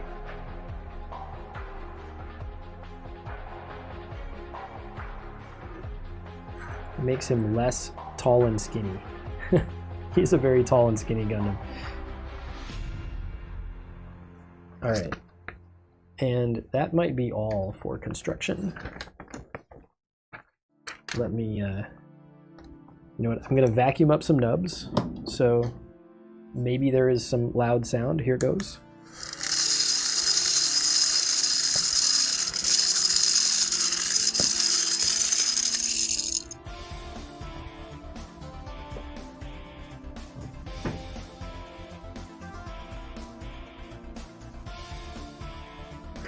All right, and now the desk is a little more cleaned off. We can take a look here. The instructions then go into 1, 2, 3, 4, 5, 6, 7 pages to explain how to transform this thing. Which I am going to try right now. Let's see how this works. If anybody is watching who's ever transformed this Master Grade Zeta Gundam, yeah, let me know if I'm doing something wrong and yell at me so I don't mess this up. But we're just gonna try to go in order as the instructions say. All right, so what zoom level is good? All the way zoomed in. All right, the head. So first of all, I have chosen, back when we built the head, to put the non-transforming V-fin onto the head. So let me take that off real quick. And we will put the transforming version on instead. The only difference is that these can fold up in this version of the head, or of the V-fin. All right, and that's what it wants us to do. So we fold these up together.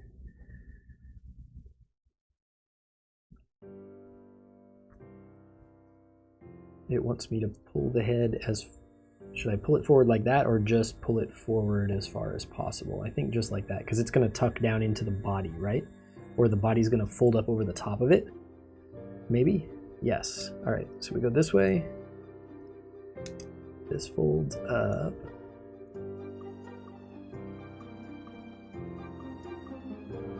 And then it pulls out. Yes, it does. Interesting.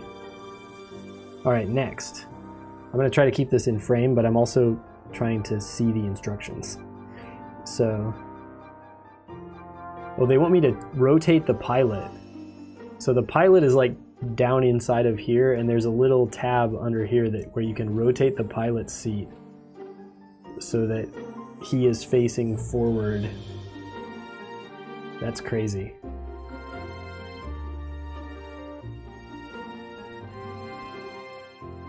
All right, I've done it. I've rotated the pilot. Are we lifting? Yeah, we're lifting this all the way up over his head, which it seems like that the folded up V-fin is wanting to collide, so that's bad.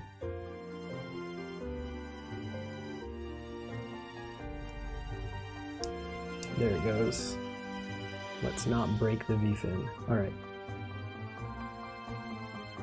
And then we're pushing this back down. Yes.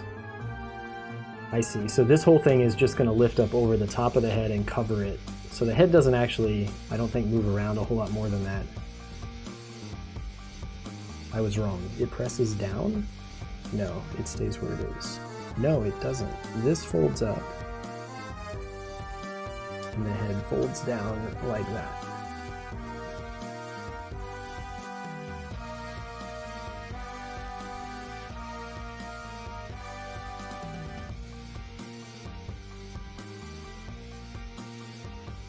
Okay.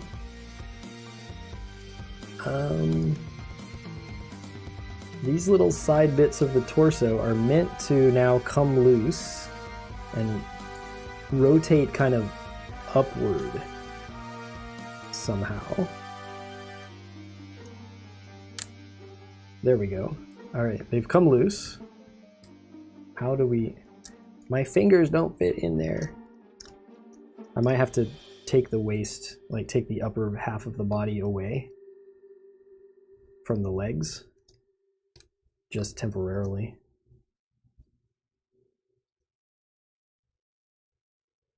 Because otherwise, how am I going to get my fingers down in there to move these up? Oh, that one did it. Okay.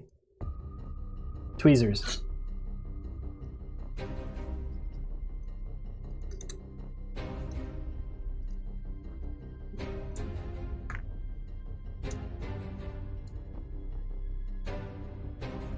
Come on. There it goes. All right. So now, yeah, that is narrow and right around that little bit right there, which I assume will attach to something shortly. I'm going to keep these tweezers out because I almost certainly need them again. All right, upper arms. So the shoulders do this little folding mechanism that we noticed when we built them, just to fold up like that.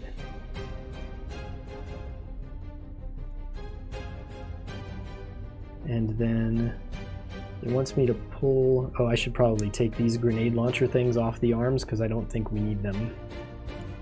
Let's just get them out of the way. Yeah.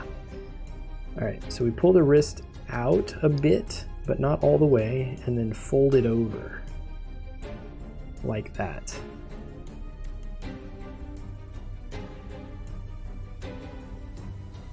Okay. Next page.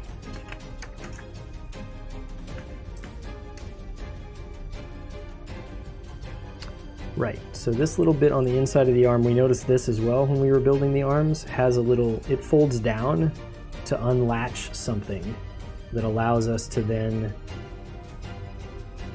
push the whole forearm kind of up like that. Now, do I want to trap this flap here underneath that edge or not? That's the next question. It looks like I do. Okay. And then this folds back and locks in place. Does it lock in place, or does it want to just stay out like this? Maybe I didn't press that all the way up. Or maybe it just stays like that. I doubt it though. It seems like they would design it to lock back into place. Let's try that again. This is all the way out. That's all the way in. And does that click into place? Yes, it does. Okay. Doing the same thing over here.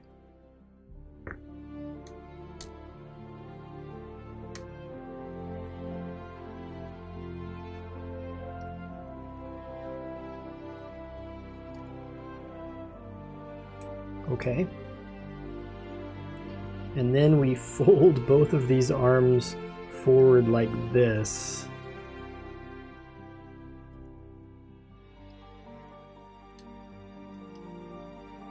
Okay.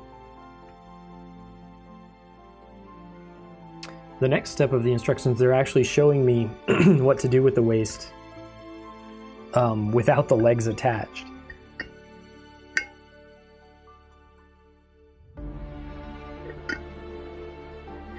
So maybe I should detach the legs.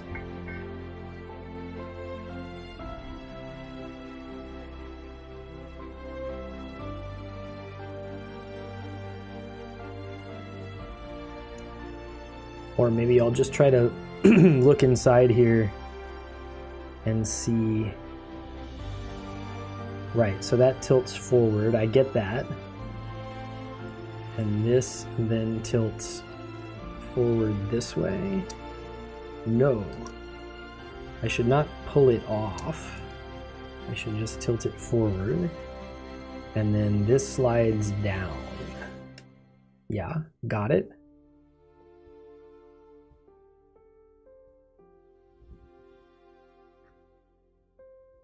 And then we're doing something with this center part of the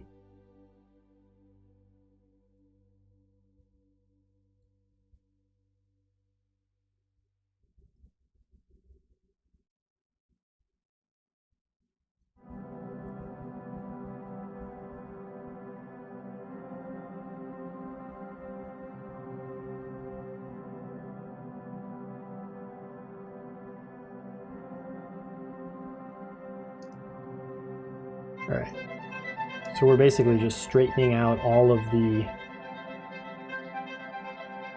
these parts here that attach the wings onto the back. So everything's just kind of spread out there on the back. I think it's just getting stuff out of the way so that we will be able to do the motions that we need to do next. And those are to separate the legs apart from one another.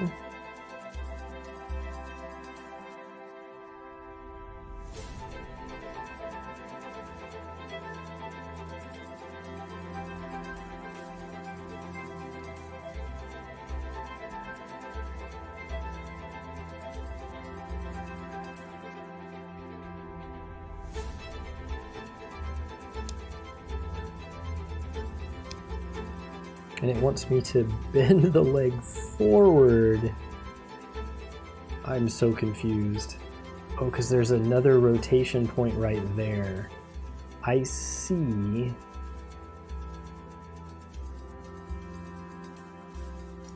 Yes, I understand. However, this does not seem easy.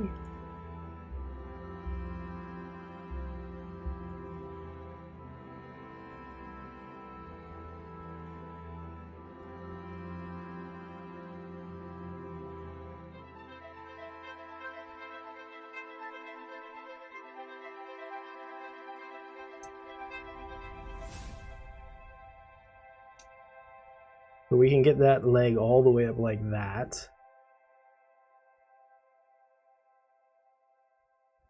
Yeah, what they want is this turned all the way around. That's crazy.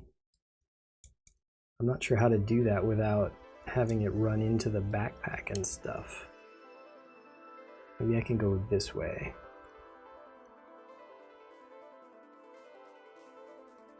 Yeah, that works, I guess.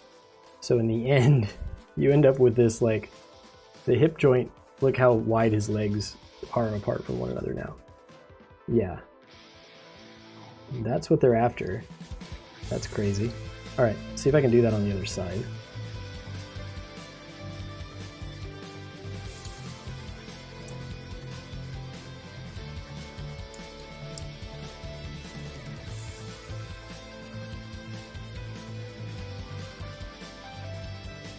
Alright, he's a monster. But I think that's what they had in mind.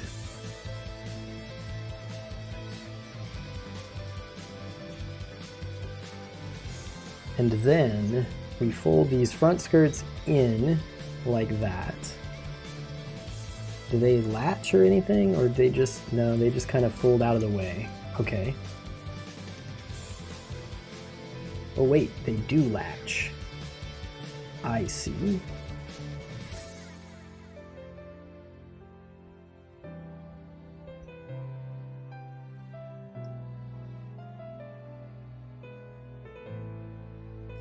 How? How does that ever line up? Ah, there it goes. Okay.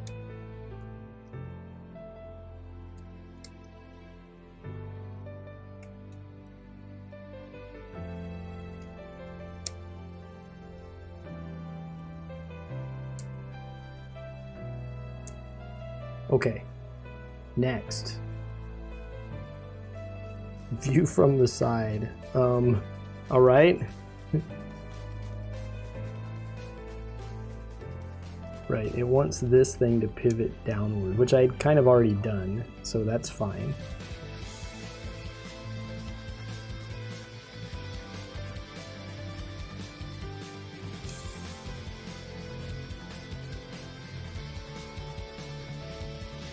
All right, now we're doing something with the wings. We're folding them out and flipping them around, yeah.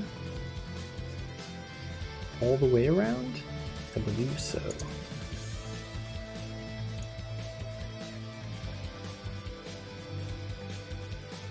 Next page. Oh wow, they fold all the way around to the front. I didn't understand at the beginning. Okay, this makes sense. So the top of the, I figured his face would be looking down toward the bottom of the transformed version, like the, you know, the spacecraft. But this actually, these fold all the way around the front here so that his face is actually looking up, I believe. That's really interesting.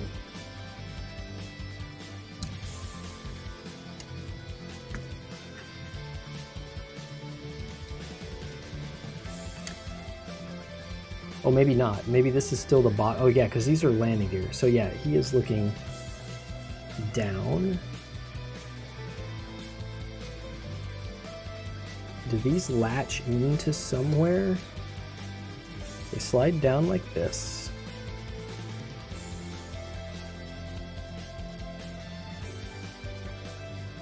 It seems likely that they're supposed to attach somewhere down here so that they become a little more stable. But I don't see how that could happen. Anyway, we're probably extending these out and extending these out.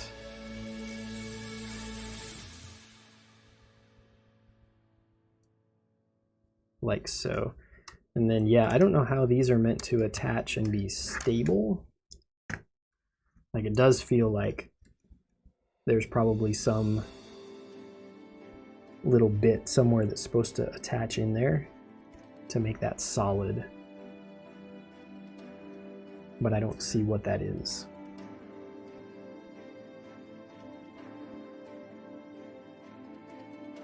Into the backs of the arms. Oh wow. Okay, so I'm meant to take... How is that even possible?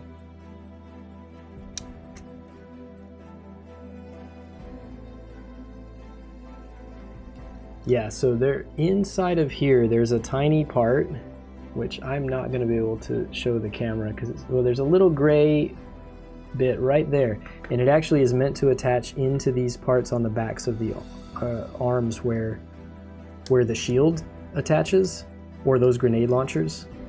Yeah, there's that rectangular attachment point there, and it's actually meant to attach there, and it seems like it lines up, but it doesn't then want to press in solidly, if that makes sense.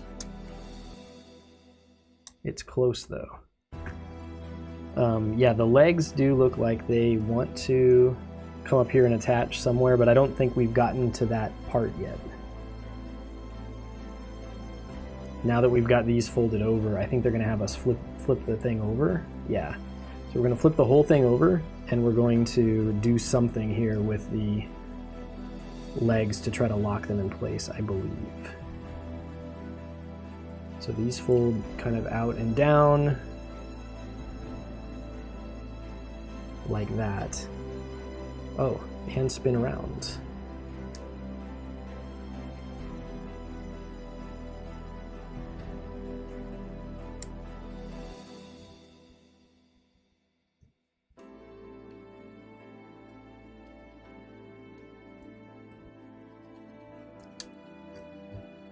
Oh, and that latches over there.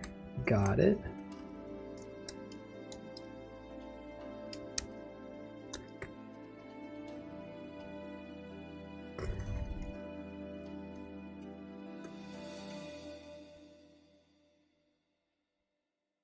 All right, now we're pulling these up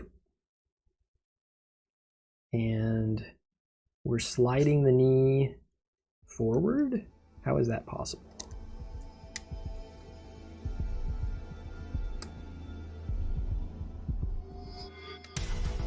Oh, I see. Okay. Yep, we're separating this out. Come on, there we go. Also this. And then we're doing the weird double jointed knee thing that it does, where that bends up and then this bends forward.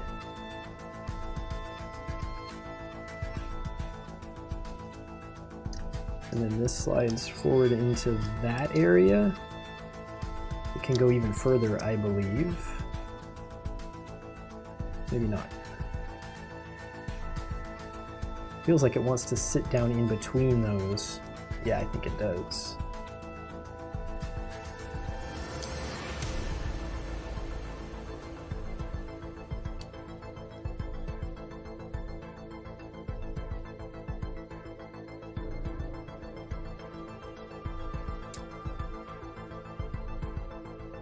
How far forward can this bend? Watch me break the whole thing now. Just because I'm trying to figure out what my range of motion is here. I see. Okay. Got it.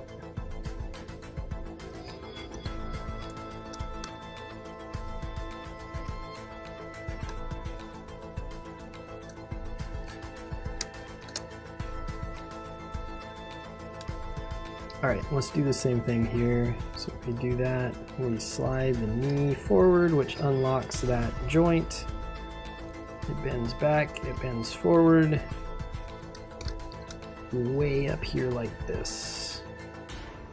We pull this out, we pull this out.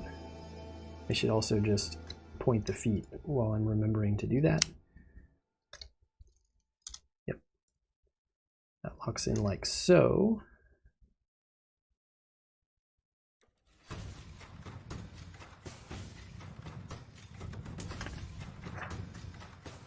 What else?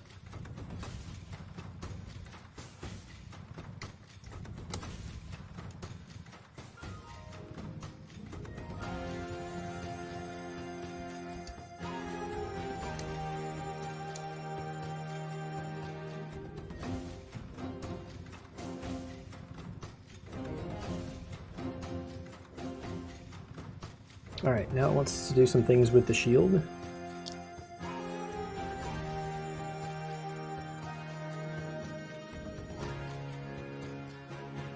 Like that. Is that it? Yeah, that's it. And then we have a bit that folds out.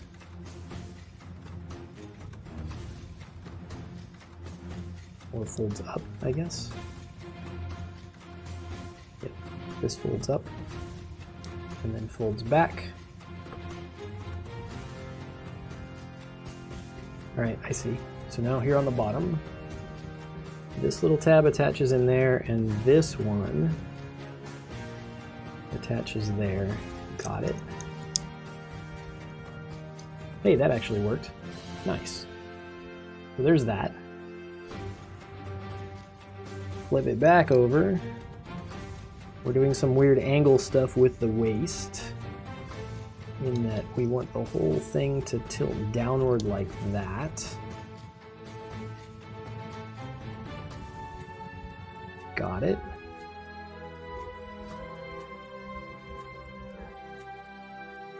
Oh wait, it wants me to do that and then tilt this forward. I see. Okay. So this back skirt area can tilt forward like this, and now it can lock in right there when I tilt this back forward. So many little bits available where the parts can lock together. All right. Hey, it feels more stable now. That's great. The legs aren't wobbling around. These two little angled white parts that are the side skirts are a little bit fiddly still, like they want to move out of the way. But the rest of the sort of leg and bottom half of this thing are fairly solid now. All right, so we fold this back this way. How far back does this go? Like all the way? Probably. And then we've got two little flaps. These two little blue flaps here actually slide forward. Yeah, they're meant to lock in here. Maybe I didn't press this all the way back down till it clicked when I slid the head. Yeah, there we go. All right. So now that meets up nicely.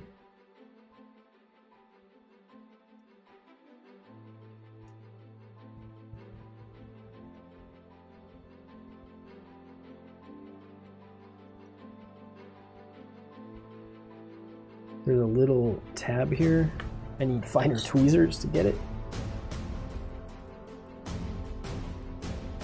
Yeah. So that I can slide forward and then lock in place. Okay.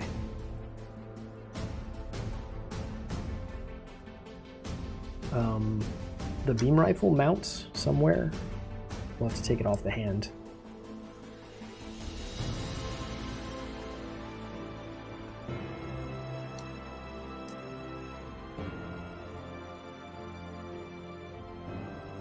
Come on, hand, let go. All right, so the beam rifle attachment onto the hand is very solid, which is good news, I guess. We fold this up, we fold this down, and this one. And it looks like there are 2 points where this now attaches onto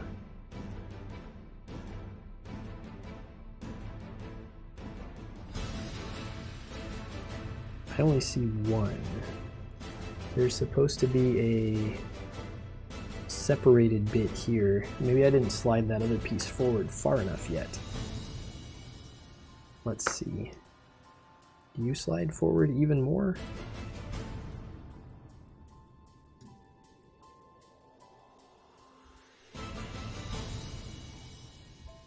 It's claiming that it does. I don't want to force it and break it. That's all the way back.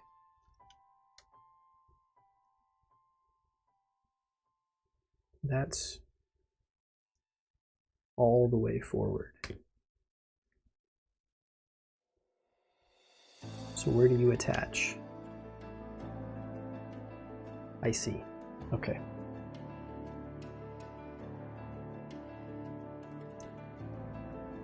So that plugs in there and attaches down there.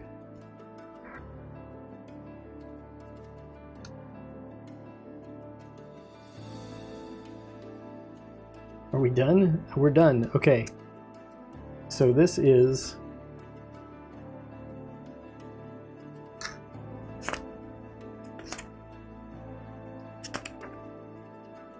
the Wave Rider, right? I went back to make sure that I was calling it the right thing. I was fairly sure. Zoom out a touch. I don't feel like I got the these bottom wing parts where they attach into the backs of the arms. I don't feel like they're super solid. Like they didn't quite slot in as perfectly as I would have hoped, especially this side. It's a little floppy. But in general, it's actually kind of solid. I'm not really disappointed in it. It's not bad. Yeah, you could like swoosh it around and not be afraid of it falling apart. And then back here, we have some way to attach this, right? Yeah. So this slides on here, and then that would be our attachment point for like hanging it on the wall. Now this is an interesting thing for my display arm thing, because so like I've designed this because most kits have a vertical attach point, right? The kit would be sitting up here on top, and so what I'm not sure is like for this one, it's got to be forward like this, so it would be coming out from the wall. And I'm not sure that the ratcheting mechanism on this pivot point is strong enough. Like if I were to attach this on here and then attach this onto the wall, I feel like the whole thing would probably just pivot downward. So yeah, I might actually have to, if I wanted to display it on the wall that way with this attachment, I might have to build something where this comes up and then this piece actually sticks out this way, because that would give it more stability. Yeah, interesting.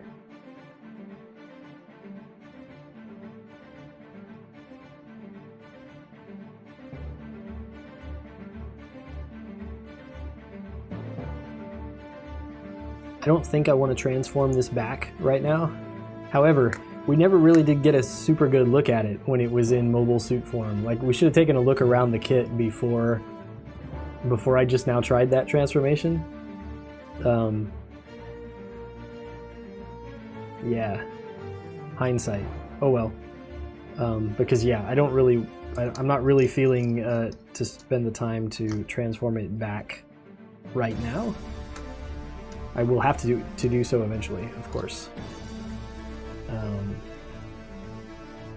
Yeah, as far as transformations go, it's not the worst one I've ever seen. There's a bit of exposed, like, sort of hinge and inner frame stuff up on the top of this. It's a little surprising to me. It's almost like the bottom of it looks nicer than the top in this mode. And those were landing gear, right? So we can fold this out, and we can fold this out, and this one as well. And maybe the blue bit on the crotch here.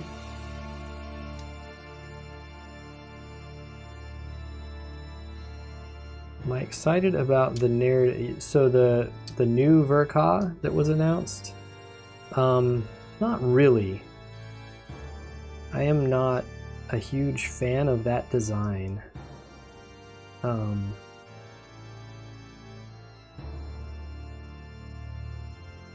think it looks a little strange. Does it sit on this without falling over? No. Yeah, normal MG releases or a Ver.Ka that is something I'm interested in. Either one would be fine. But yeah, that one I'm not excited about.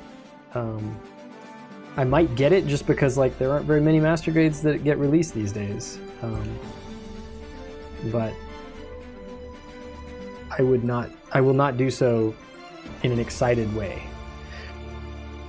or I might not get it at all. We'll see.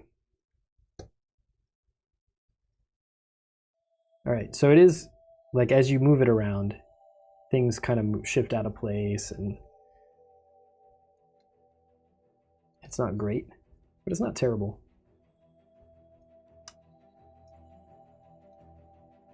The legs are a little floppy still, like they're locked in place for sure. They're not moving that much, but this, like right here at the hip joint, is still a little bit sort of weak and floppy.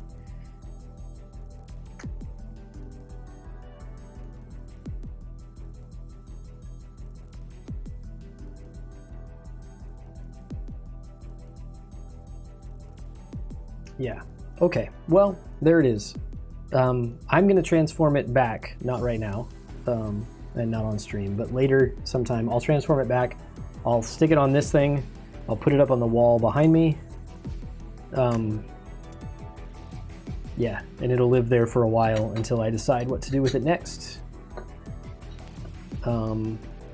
We had talked about during the build that I might just clean this one up and put decals on it and not give it the entire paint treatment. And that was mostly because, since it's a transforming kit, if I liked the transformation, I didn't want to paint it and then be trying to transform it later and have the opportunity to scratch paint and stuff. So, but given that I've now transformed it once and I don't really ever want to do that again, I'm more likely at this point to save it for a while and eventually take it back apart again and give it the full paint treatment eventually. But it's not my favorite mobile suit design, and there will be probably plenty of others that get that treatment before I get back to this one. So it'll probably just stay up on the wall for a while. I think that's the plan for now. Yeah, so this is everything that it came with, I think, at this point, that's on screen right now. So it's about 6 different options for the hands. The 2 beam saber handles, which do fit into the side skirts here. We never did put them in there, but the instructions showed that this part here opens and they slot into those side skirts. And we've got these 2 grenade launcher things that mount onto the sides of the arms optionally, and then the beam rifle and the shield, which are both part of this transformation, so you can't see them individually at the moment. Yeah, doesn't look like there's much left on the runners at all in the box. There's that one part on a B runner, or the C runner, I don't remember. There was one gray part earlier today that I noticed and pointed out that maybe we missed it, but it is meant to be extra according to the instructions. I looked since then. So there's that, and then there's these 2 beam saber effect parts that we never did cut off the runner. Yeah, other than that, all of the runners look empty, which is not surprising, right? Because this was a brand new design, so all of the runners would have been like, none of them are reused from other kits or anything like that. They're all brand new. So yeah, not very many spare parts at all. Hey, thanks. Yeah, this was a fun one today. I'm excited. Another thing is finished, so another box can be thrown away, and my backlog shelf gets a little bit better. Yeah, I'll be back next week, Tuesday. Maybe I'll try to stream a bit Sunday evening again like I did last week, if I have time. But if not, definitely Tuesday, and I'll start on something else that's in the backlog pile behind me, and I'm not sure what that'll be yet, so it'll be a surprise for me too, because I haven't decided yet. All right, so yeah, thanks for watching. Some of you are still here, some of you are not, but yeah, thanks for stopping by. And have a good day, and I will see you guys next time. I'm gonna go get some lunch. Have a good one.